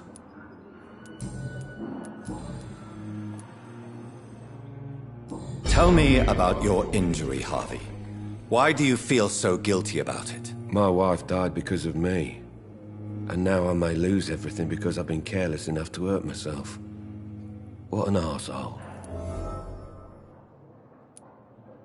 How could your job be responsible for your wife's death? I was working a double. She went out to bring me a hot meal and got caught in a German bomb raid. You can't hold yourself responsible for your injury, Mr. Fiddick. Unless you tried to hurt yourself. Of course I didn't hurt myself. But I can't work until my arm is fixed. My children need to eat, Doctor. Tell me more about the death of your wife, Harvey. 1915. I was in the army. Building workshops for the Royal Flying Corps. Helen was happy I wasn't sent to the front. What happened? The Germans sent Zeppelins to bomb the construction site, but they missed their target. My wife was bringing my dinner when the bombs fell. I'm sorry for your loss. So many died during the bombings. I served in France and witnessed the carnage there. I would like to say that she didn't suffer. Truth is, I have no idea. I just know that I'm all that me kids have. Poor little bleeders. How are your children after losing their mother? They were smaller then. The only good thing about this is my Helen didn't bring them with her that night. Goodbye for now, Mr. Fiddick. I'll see you later. You always knew the words to calm the children, Helen. As for me, what a blundering idiot. This hospital seems to be falling apart. But in the circumstances, I'm willing to give you the benefit of the doubt. Good evening, sir. I'm Dr. Reed. I believe we're going to be colleagues. Reed? Yes, I've been informed about your arrival. I'm Waverly Ackroyd. Welcome aboard, I suppose. Does my arrival inconvenience you in some way, Dr. Ackroyd? Let us just say that I don't particularly share Dr. Swansea's enthusiasm for hiring you. What we need here are reliable professionals, not overrated dabblers. If you have a problem with me, Dr. Ackroyd, please feel free to tell me. Dr. Swansea has imposed your presence on this hospital without asking anyone's advice. The benefit of his position. But I don't agree with it. I know we've never met before, but I believe this hospital could use all the help it can get. You will agree with that, I'm sure. Oh, but I have heard about you, Dr. Reed. Of course, you can't say the same about me, since I have not wasted my time courting the press. There is no need for such animosity between us. Don't you think the epidemic is already enough to deal with? That is one point we could agree on. And that is precisely why I want to be sure that you will be of help to this hospital instead of a burden. Since your tenure in this hospital is longer than mine, perhaps you can tell me more about this place. Let's just say I'm tired of the carelessness around me. I have always respected the skills of Dr. Swansea, but over time, his enthusiasm has become displaced. Carelessness? Exactly what are you talking about? We're here to save lives. The people who trust us are not volunteering for experimentation. They're here to be healed. I don't intend to run any radical experiments, Doctor. Even if I, as any good practitioner should, express an interest in pushing the boundaries of medical research. Modern medical methods were created through audacity and ego. But there are rules in our line of work, and they're here to protect our patients. Tell me, Waverley, what do you think of Dr. Strickland's enthusiasm for his experimental research? Strickland is playing with his patients' lives for pride and glory. Now that, sir, is unethical. Are you thinking about something in particular? Harvey Fiddick needs delicate surgery. I believe we should stick to the usual procedure, but my young colleague obviously disagrees. Why do you wish to lead this surgery? I strongly believe that Mr. Fiddick should not be butchered to test an unproven procedure.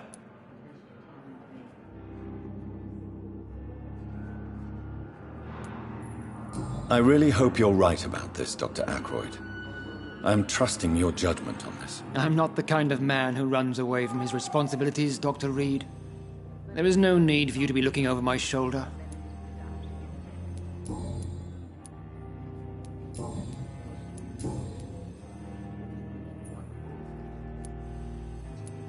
I don't know what you've heard about me, but I have already proved my value as a practitioner. I don't question your skills, Dr. Reed, but your motive. Is it money, fame, or are you truly dedicated? And what exactly is that supposed to mean? I served in the war just like you. But unlike you, I did not use the wounded to play the modern sorcerer. Be careful what you insinuate, Dr. Ackroyd. I only want you to admit you used those men to improve your theories.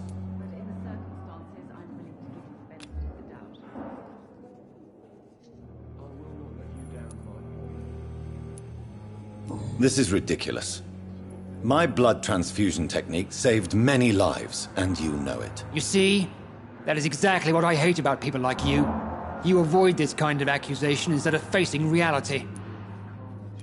It seems you have bad memories of your military service. I refuse to see this industrial slaughter as scientific progress. War only reveals the worst in men. We can at least agree on something, Dr. Ackroyd. Thank you for your time. We'll talk later. In the circumstances, I'm willing to give you the benefit of the doubt. My sweet girl. Reads me like a book. I never could keep anything from her. Good evening, madam. Can I help you? It's my son who needs you, sir. I'm Dr. Jonathan Reed. How can I help your son? I'm Beatrice Goswick, mother of Mortimer Goswick. Could you check on him, please, Dr. Reed? I've heard much of your talents as a physician. What can you tell me about yourself, Mrs. Goswick? Not much to say. Just take care of my Mortimer and I'll cover all the expenses. That's all that matters.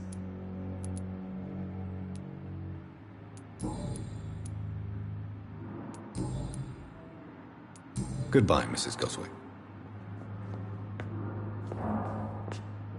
Good evening. I'm Dr. Reed. Can I help at all? No. Really? Why are you here, then? I don't want to talk. My throat hurts too much. I suppose that this pain is the reason you're here. Is someone taking care of you? Yes. And no. Could you at least tell me your name, sir? Mortimer. Mortimer Goswick.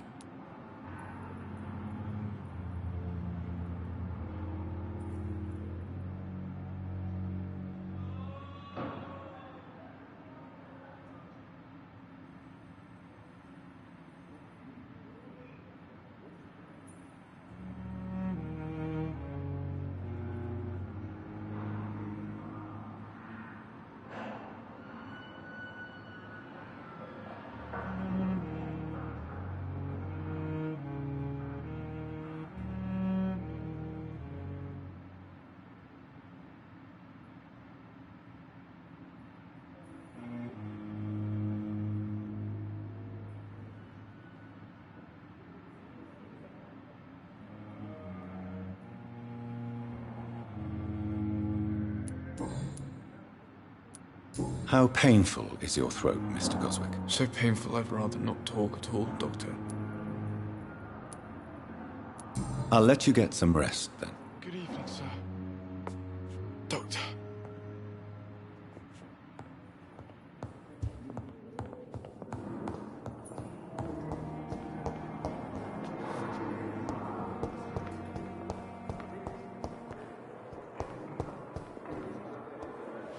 You are going to reveal all your secrets to me, even the darkest thoughts in your heart. My blood and I soul. have wasted too much energy They for so belong to little you result. now. The life running in your veins. This dead flesh needs it. Oh, please spare me, Dark Queen. Spare your obedient slave. So many deaths. And what of my own life? Good evening, Mr. Hampton. How do you feel? Dr. Reed, is it? Oh, sir, I must apologize for my behavior. What do you mean? I was not myself in the factory. Fear and exhaustion made me say awful things to you, I'm afraid. You remained perfectly nice and polite. A little delirious, perhaps. But who wouldn't be after enduring an abduction? Thank you, Doctor. That's a relief. Now all I need to do is rest and return to my flock. How did you end up in William Bishop's den? I had received alarming news about his recent behavior. I went to his place and he refused to let me go. Why did he abduct you? William was an alcoholic. His addiction suddenly changed to blood. I don't know why. Just like a patient I met here. This Miss Hawcroft. You dared to enter this awful place alone. You're a hero, Mr. Hampton. Or a fool. I'm just a man trying to help his friends, Dr. Reed. William Bishop was a conflicted soul, searching for light. Do you know Tom Watts, the bartender from the Turtle? I met him before I found you in the canning factory. Tom? Yes, of course. Always the helping hand, good old Tom. Without men like him, corruption and despair would have wiped out the East End long ago.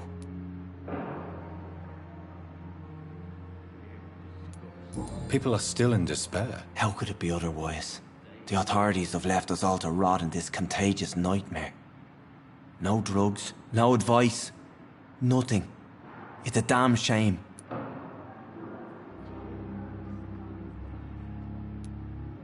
Who should I avoid in this part of town, then? Any particularly evil figures? Not really. Most men and women are just doing their best. And it's not my habit to speak ill of people I know, Doctor.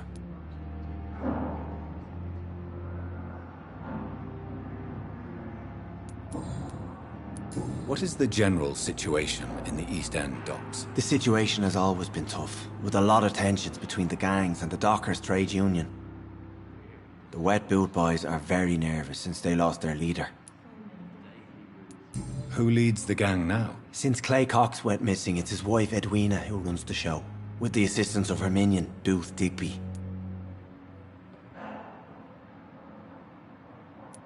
Has the gang been threatening you? Ah, no. I've had this nickname for so long, you know, the sad saint of the East End.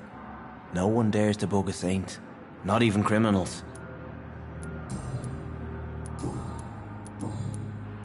What do you do for a living, Mr. Hampton? I can't help but notice the cross around your neck. I manage a night asylum for the poor and homeless of the docks, and I try to guide the lost and hesitant on the right path to our Lord.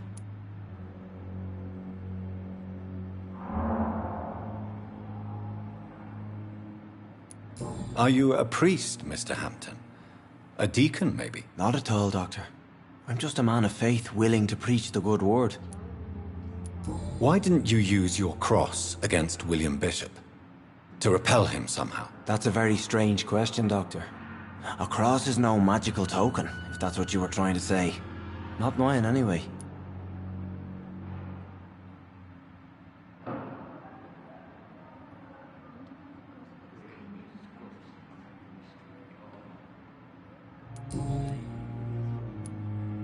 How do you feel, Mr. Hampton?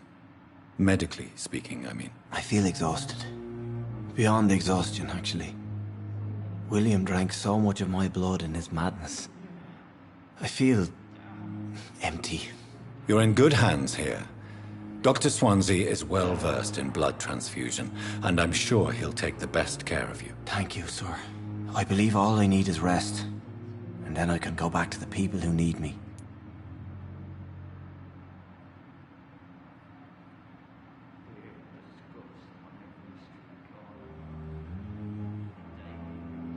Have you made friends since you arrived? Not really.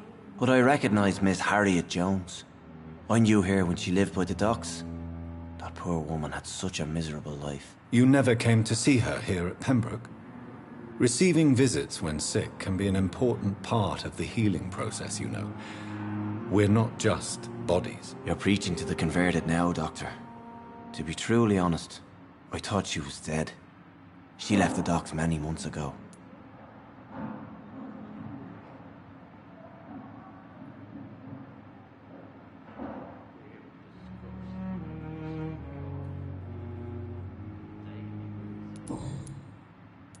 Goodbye, Mr. Hampton. We'll talk again later.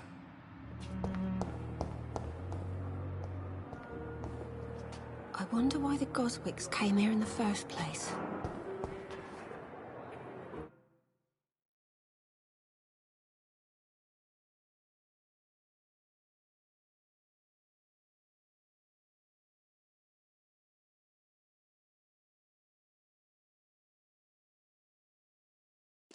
Good evening, Mr. Elwood. Evening, Dr. Reed.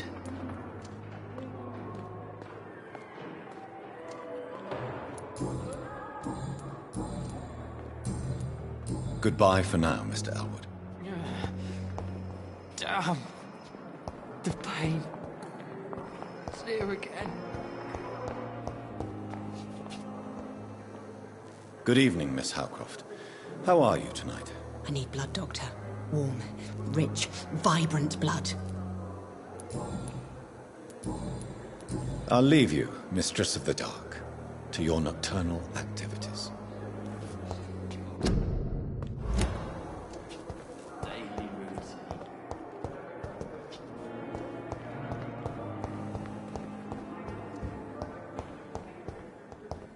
It's locked, all right. Good evening, nurse. Good evening, Doctor. I don't think we've been introduced yet. My name is Pippa Hawkins. And I'm Dr. Jonathan Reed. Dr. Swansea has recently offered me a position in this hospital. Well, it's a euphemism that your help will be appreciated, Doctor. How would you describe the situation at the Pembroke Hospital? It's serious. The flu is wreaking havoc amongst the staff and patients. We are running out of everything.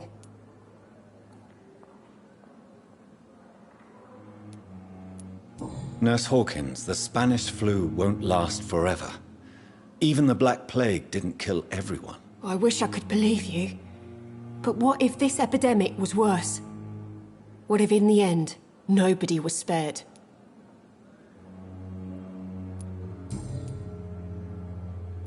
How long have you been a nurse? Well, long enough to see that the epidemic is winning. And no matter how qualified you are, don't tell me you'll change that. You're right.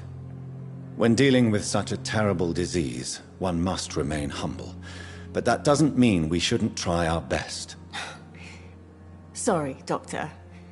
I don't want to sound bitter, but I'm just too tired to give a pep talk like Nurse Brannigan. How is the Pembroke staff coping with the epidemic? Well, not well. Milton, the ambulance driver, is even more grumpy than usual. Especially concerning doctors. Why is Milton grumpy on a daily basis?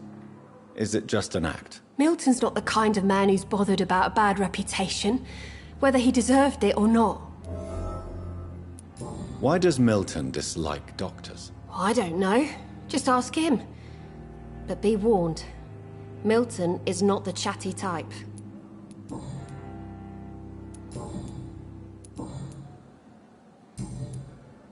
Goodbye, Nurse Hawkins.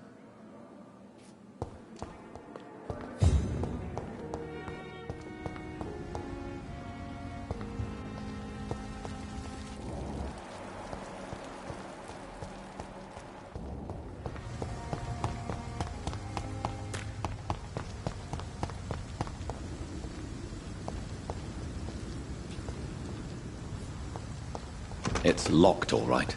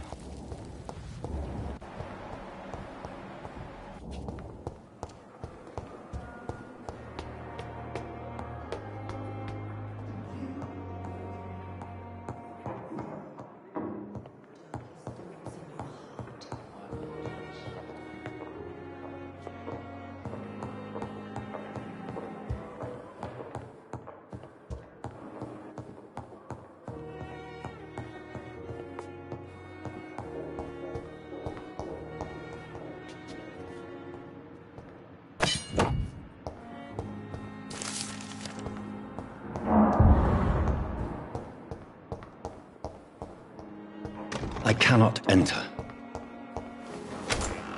This must be the place. It's definitely away from prying eyes. Relegated to the shadows. A kingdom of my own. At least I won't be sleeping in a coffin.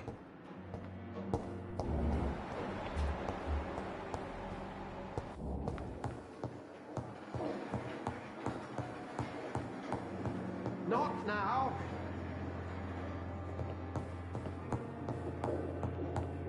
It's locked, all right.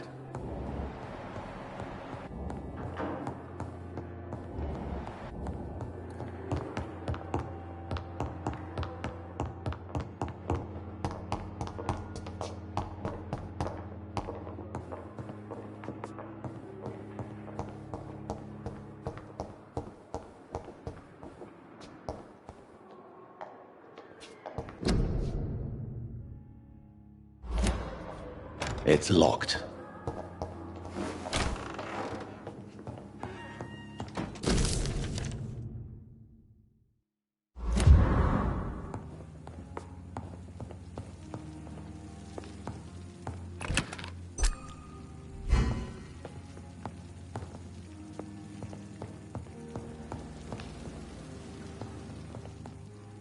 The flower's dying. It needs water.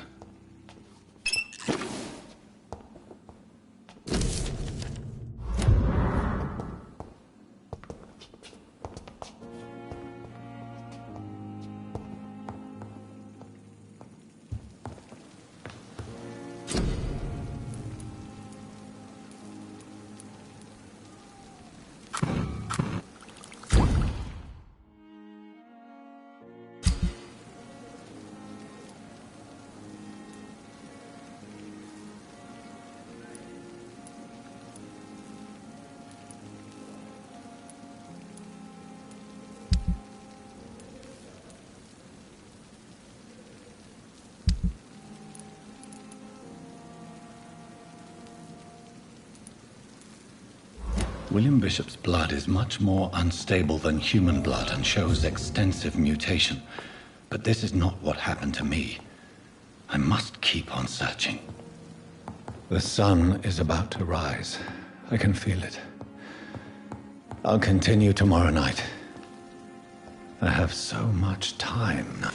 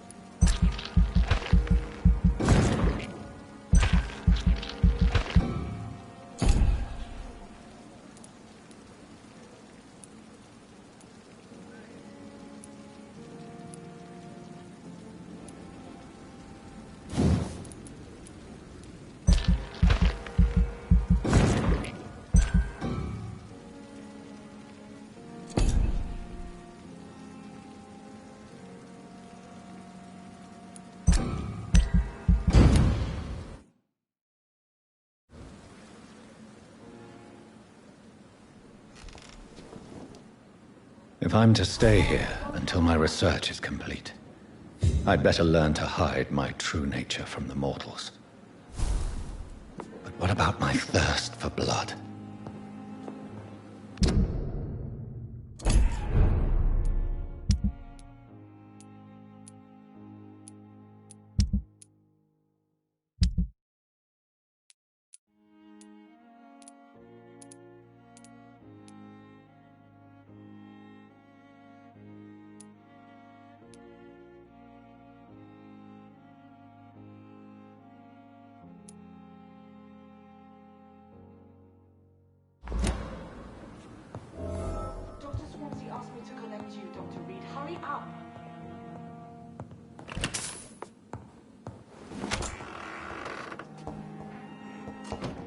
I cannot enter.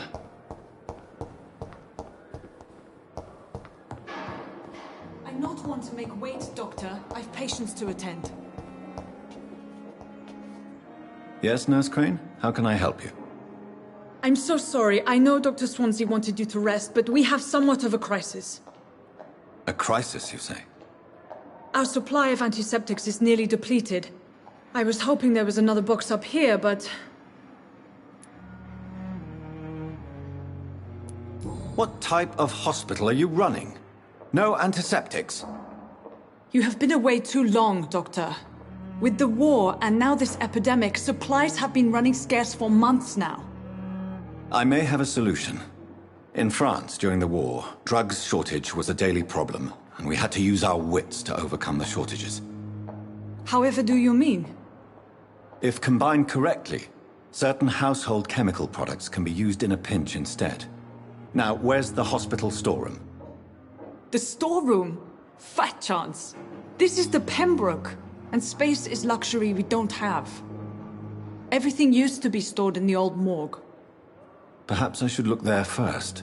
Where is this morgue? It's the large building behind the hospital. You'll need to go in the back door because it's been sealed off for sanitary reasons. Take this key. It opens a small back entrance at the end of a narrow street.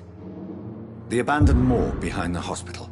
A small door at the end of a narrow street. On my way then. Thank you, nurse.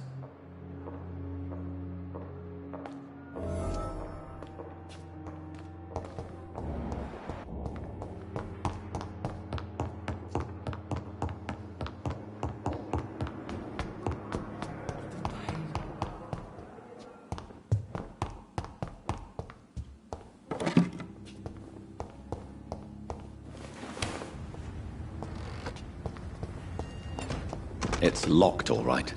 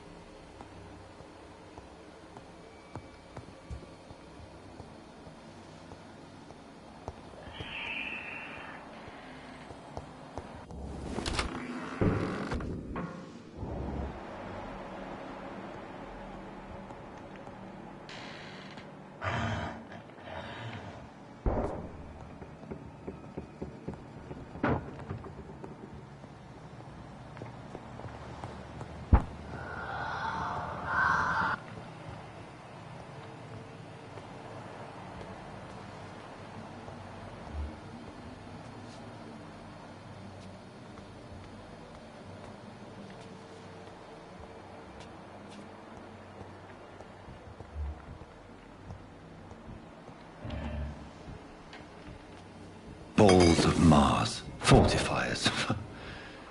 As popular as they are ineffective. But They do contain iron tartrate, and that might prove itself useful.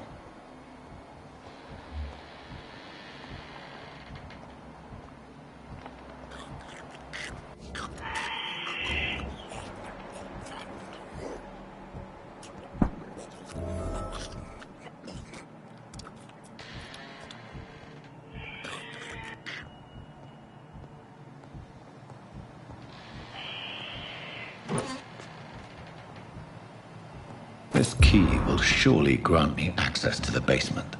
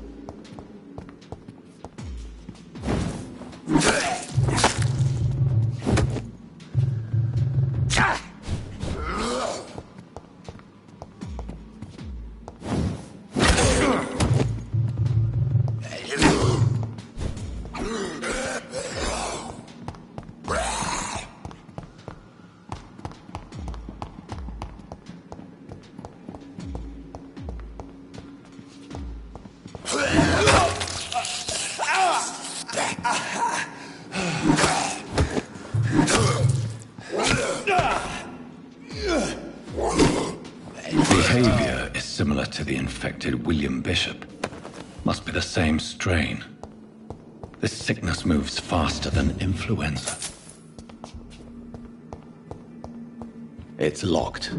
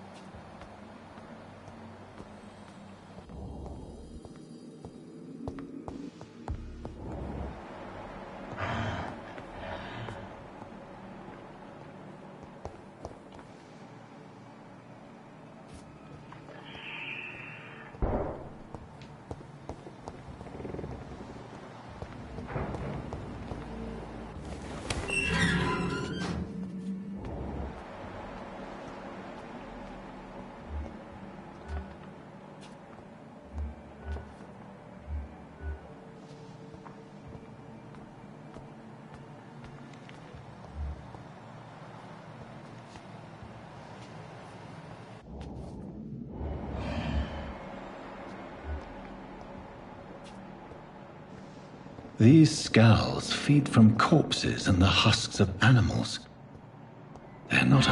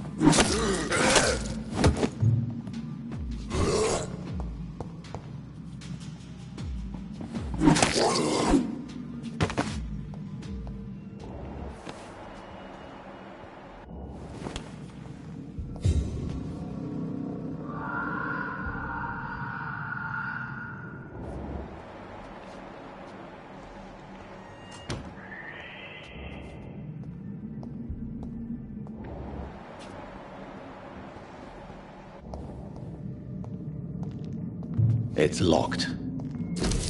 Mr. Connor's injuries don't match the report. I'd better look into this.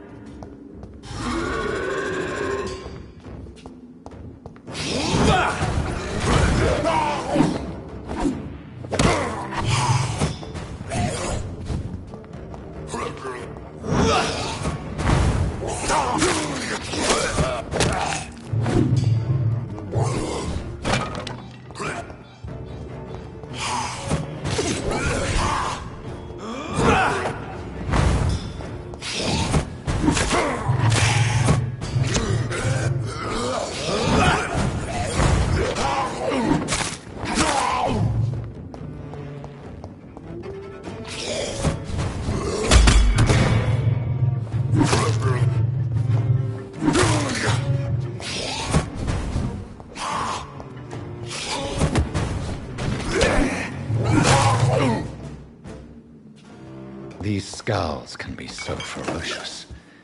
I'm not sure I can defeat them without becoming stronger. To drink blood is so tempting.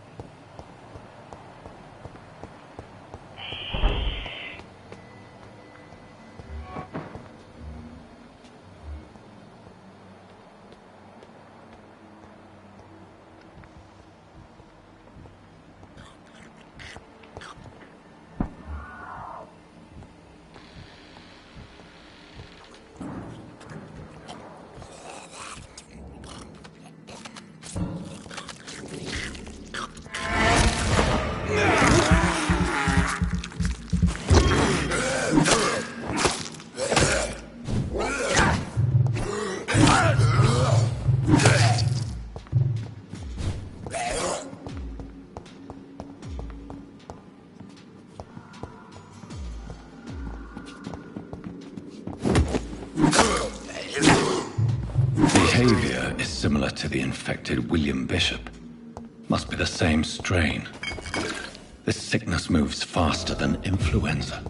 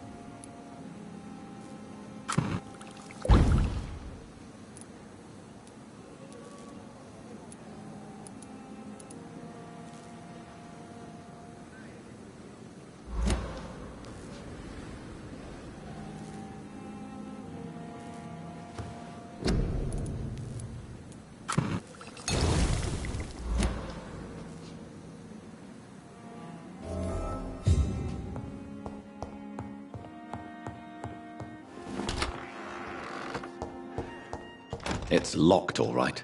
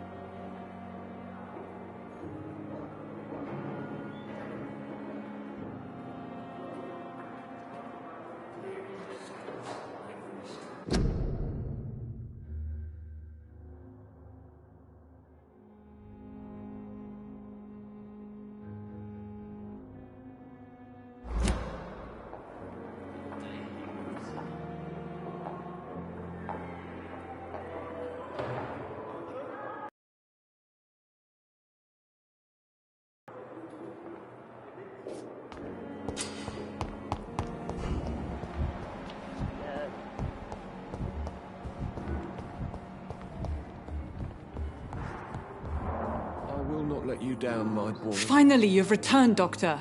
Did you find anything of value? Yes, nurse. You've worked your first miracle, Doctor. Now, this patient here needs immediate treatment. Duty calls. When the storm has passed, I'll show you how to mix the remedy yourself with the same basic ingredients. Many thanks, Doctor. When you've finished, you ought to report to Dr. Swansea in his office. He's been looking for you. Seemed pressing.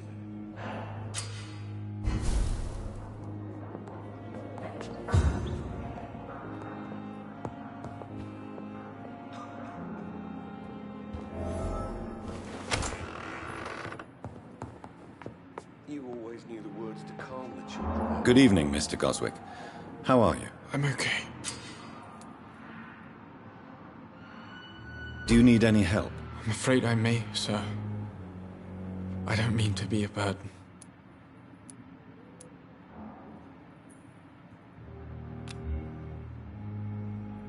This hospital seems to be falling apart.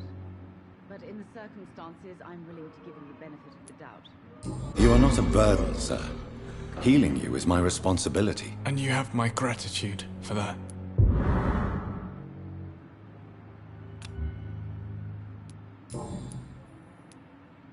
How painful is your throat, Mr. Goswick? So painful I'd rather not talk at all, Doctor. I'm sure you realize a doctor and his patient have to communicate, sir. Would it help if I gave you some paper and a pen? Not really. I see. Then maybe it's not just your throat that hurts, Mr. Goswick. Perhaps your sore throat is just the consequence of something more hurtful. Yes, maybe. But I don't want to talk or even write about it now. Tell me about yourself, Mr. Goswick. I don't want to talk, Doctor. I have to go now, sir. But don't hesitate to contact me if you need any help. I'm all right. Don't waste your time with Good me. evening, Doctor. How is my son doing?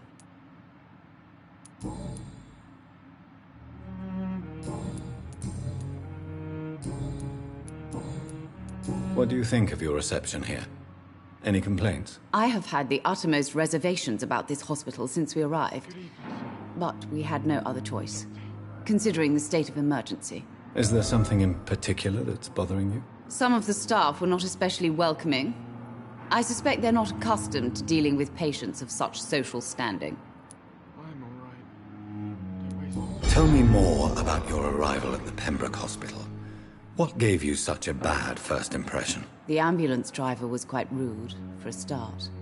And that nurse, Miss Hawkins, seems to have quite a dubious attitude. What do you mean? She managed to secure a bed for my son despite the epidemic. It was a relief, but it wasn't cheap.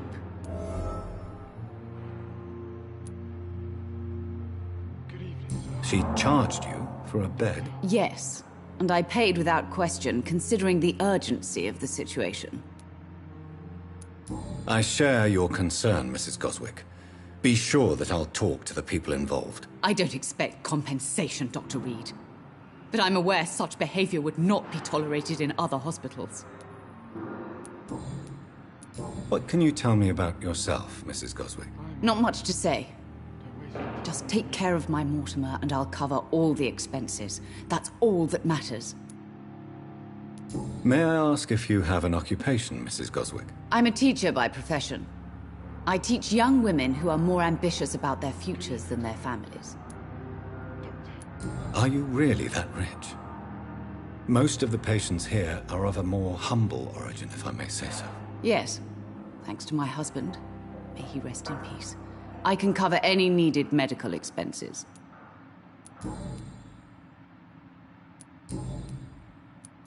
Goodbye, Mrs. Goswick.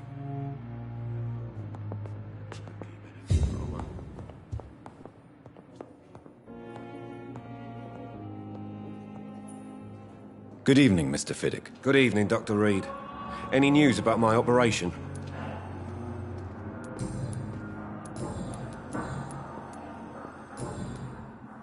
Goodbye for now, Mr. Fiddick. I'll see you later. I will not let you down, my boy.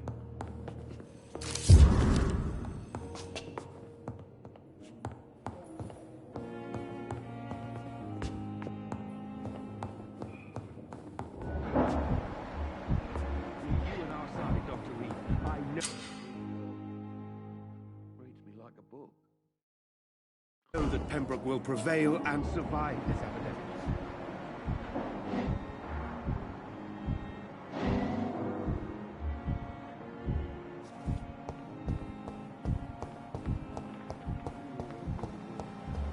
Thelma Howcroft said she was being watched by vampire hunters.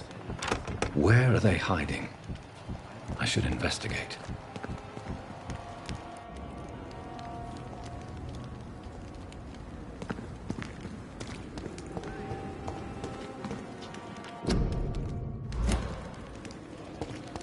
It's locked, all right.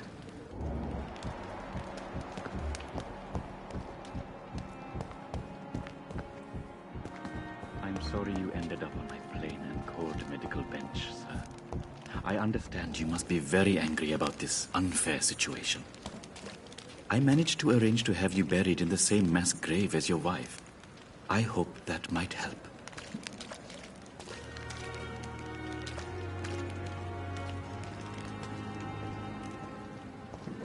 It's locked. It's locked, all right.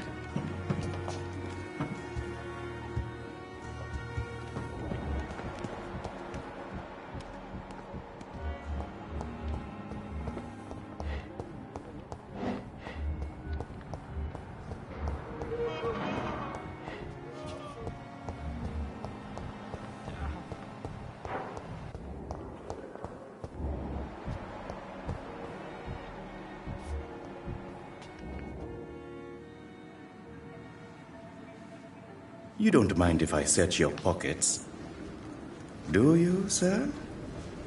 You won't need any of these anyway. I'm not stealing from you, mister. I'm only redistributing your belongings to people who need them more than you. You see, no one has claimed your body, sir, so it would be such a shame to bury you with your valuables. I will not forget you, sir, and I thank you for your generous donation.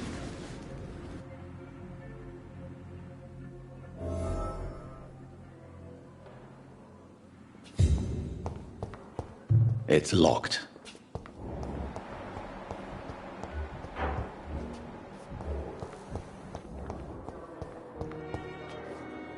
Good evening, Nurse Hawkins. Good evening, Dr. Reed.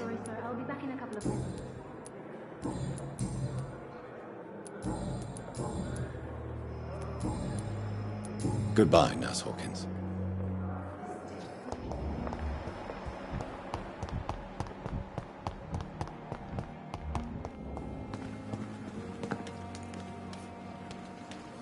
Good evening, Dr. Reed. Such a pleasure to see you again.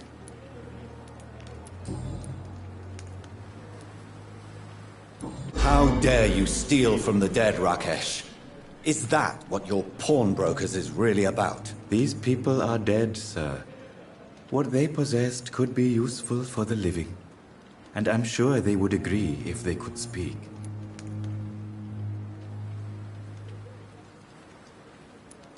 You should show respect for the dead. What about their loved ones who may treasure these items you sell? The bodies I watch over are the unwanted and undesired, sir. I would never deprive anyone of their family artifacts.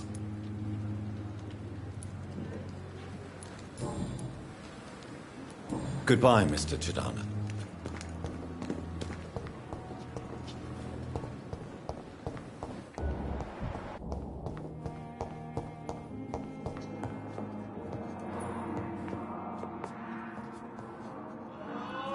Good evening, Dr. Strickland. And good evening to you, Dr. Reed.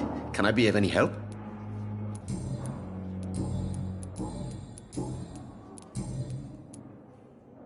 What do you think of Dr. Ackroyd's aversion to modern medical methods? It's a shame he's so narrow-minded. Dr. Swansea taught me that science is about exploring uncharted territory. I'm convinced that's true. With the influenza and all that's going on, you should put your differences aside, don't you think? Why is it so difficult to work together? I believe that if Dr. Ackroyd had been the one to discover the transfusion process, he would be the first to recommend its use. So you believe it's just a question of jealousy and pride? Dr. Ackroyd is as proud as he is blinded by his obsolete concept of medical science.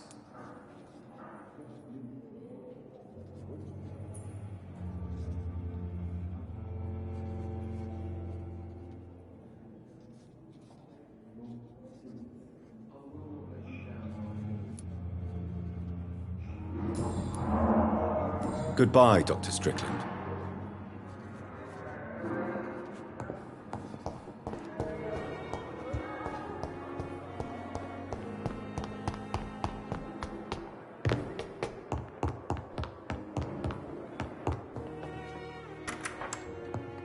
Please, Jonathan, come in. Fascinating, is it not? In the last decade, so many mysteries have been brought to light with our microscopes. The human body, biology's penultimate frontier. The more we explore its boundaries, the less we're able to trace a clear line between life and death. You, my friend, have a foot in both countries. The view must be vertiginous. It's at least as vertiginous as chatting about vampires with you, I would say. This must be all so new to you. This area of town, the hospital, a brand new life. How stimulating it must be. I wish I could share your enthusiasm, Dr. Swansea, but my condition defies scientific categorization. Undead? Unalive? Immortality defies logic. I cannot express my thrill at this serendipitous turn of events. The world's most eminent specialist in blood transfusions, a vampire. One might say a gift from heaven.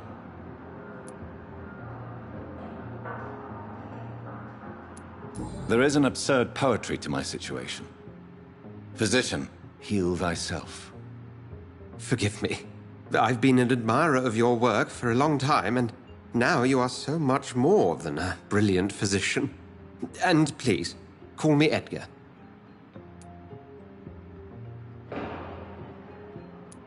There is no need to apologize, Edgar. You offered me sanctuary when I had none.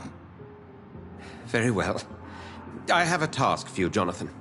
Something that will require all your newfound skills. Please, go on. The Pembroke only survives through the generosity of our benefactors. Unfortunately, our main donor has found herself in a bit of a bind. Now, if you could help her out... A spokesman or politician is what you need. That's not my calling. And until I come to understand what has happened to me, I require discretion. Discretion is in order, Jonathan. Lady Ashbury has recently received rather indelicate correspondence that, if revealed, would jeopardize her position. And you would like me to eradicate this threat? By the stole, of course not. I would just like you to pay her a visit. Her ladyship is certainly near the tents outside, tending the sick. You can't miss her. Look for someone impossibly delicate. Accepted. I'll see what kind of trouble Lady Ashbury is in. Do you need something, Jonathan? I have just a few questions. Then ask away. I'm at your service, Doctor. You mentioned something about a secret society. A brotherhood, if I recall. Could you elaborate? Certainly. I've been a member of the Brotherhood of St. Paul's Stole for several years. We are pledged to monitor and report vampire activity in England as impartial scientific observers. Yet you don't fear me. And still, you know the monster that lurks beneath the civilized surface. The Brotherhood has studied your kind for centuries. We believe you are as supernatural as a lion is to a gazelle. That explains your nightly wanderings about the docks and the questions you ask. I feel it wasn't mere coincidence that led us to that part of town. There was something as yet unseen that set those chain of events in motion. Since I'm the one working for you, what should I know about Pembroke Hospital?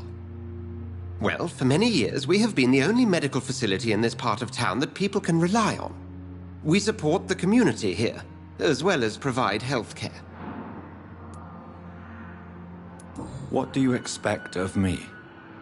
What we need is hope. You were a soldier. This is a war. This white coat's still a uniform. We fight to help the poor, the sick of the East End, the forgotten. But to be honest, we cope on a day-to-day basis. The first wave of the Spanish flu last summer took us by surprise. We lack many of the basic necessities needed. The man we pursued and slew in the canning factory, William Bishop, I believe, was he a vampire? He was a Skald, technically speaking. The debate rages as to their classification. Some think them a subspecies of vampire, others something else. Just for clarity, what differences are there between myself and a Skald? A Skald is easier to eliminate, Jonathan, even if they remain formidable foes for the unprepared. Vampires... Now, vampires exist beyond the mortal realm. How do Skalds come into existence? The name means slave. The etymology may indicate that they are a lesser species of vampire. From what I know, vampires tend to despise them. Since you seem quite the expert on vampires, what could you tell me about my condition and how it came about? As men of science, our first step is always to start with what we know. Forget the myths, the hackneyed scrawlings, and the penny dreadfuls. They do not scratch the surface of the truth you now find yourself in. Must I take a life to live? You are a vampire. You feed, and blood is the sole sustenance that can sustain your immortal frame. And only a living creature contains the nourishment you require. Must I take a life to live? You are a vampire. You feed, and blood is the sole sustenance that can sustain your immortal frame. And only a living creature contains the nourishment you require. The sun. The morning following my transformation. Its rays burned me. There was pain, smoke, and my skin blackened. You will find there is very little that can kill a vampire, my friend. You have been offered relative immortality. The sun will most certainly hurt you, leaving you weakened and damaged, but it will not destroy you.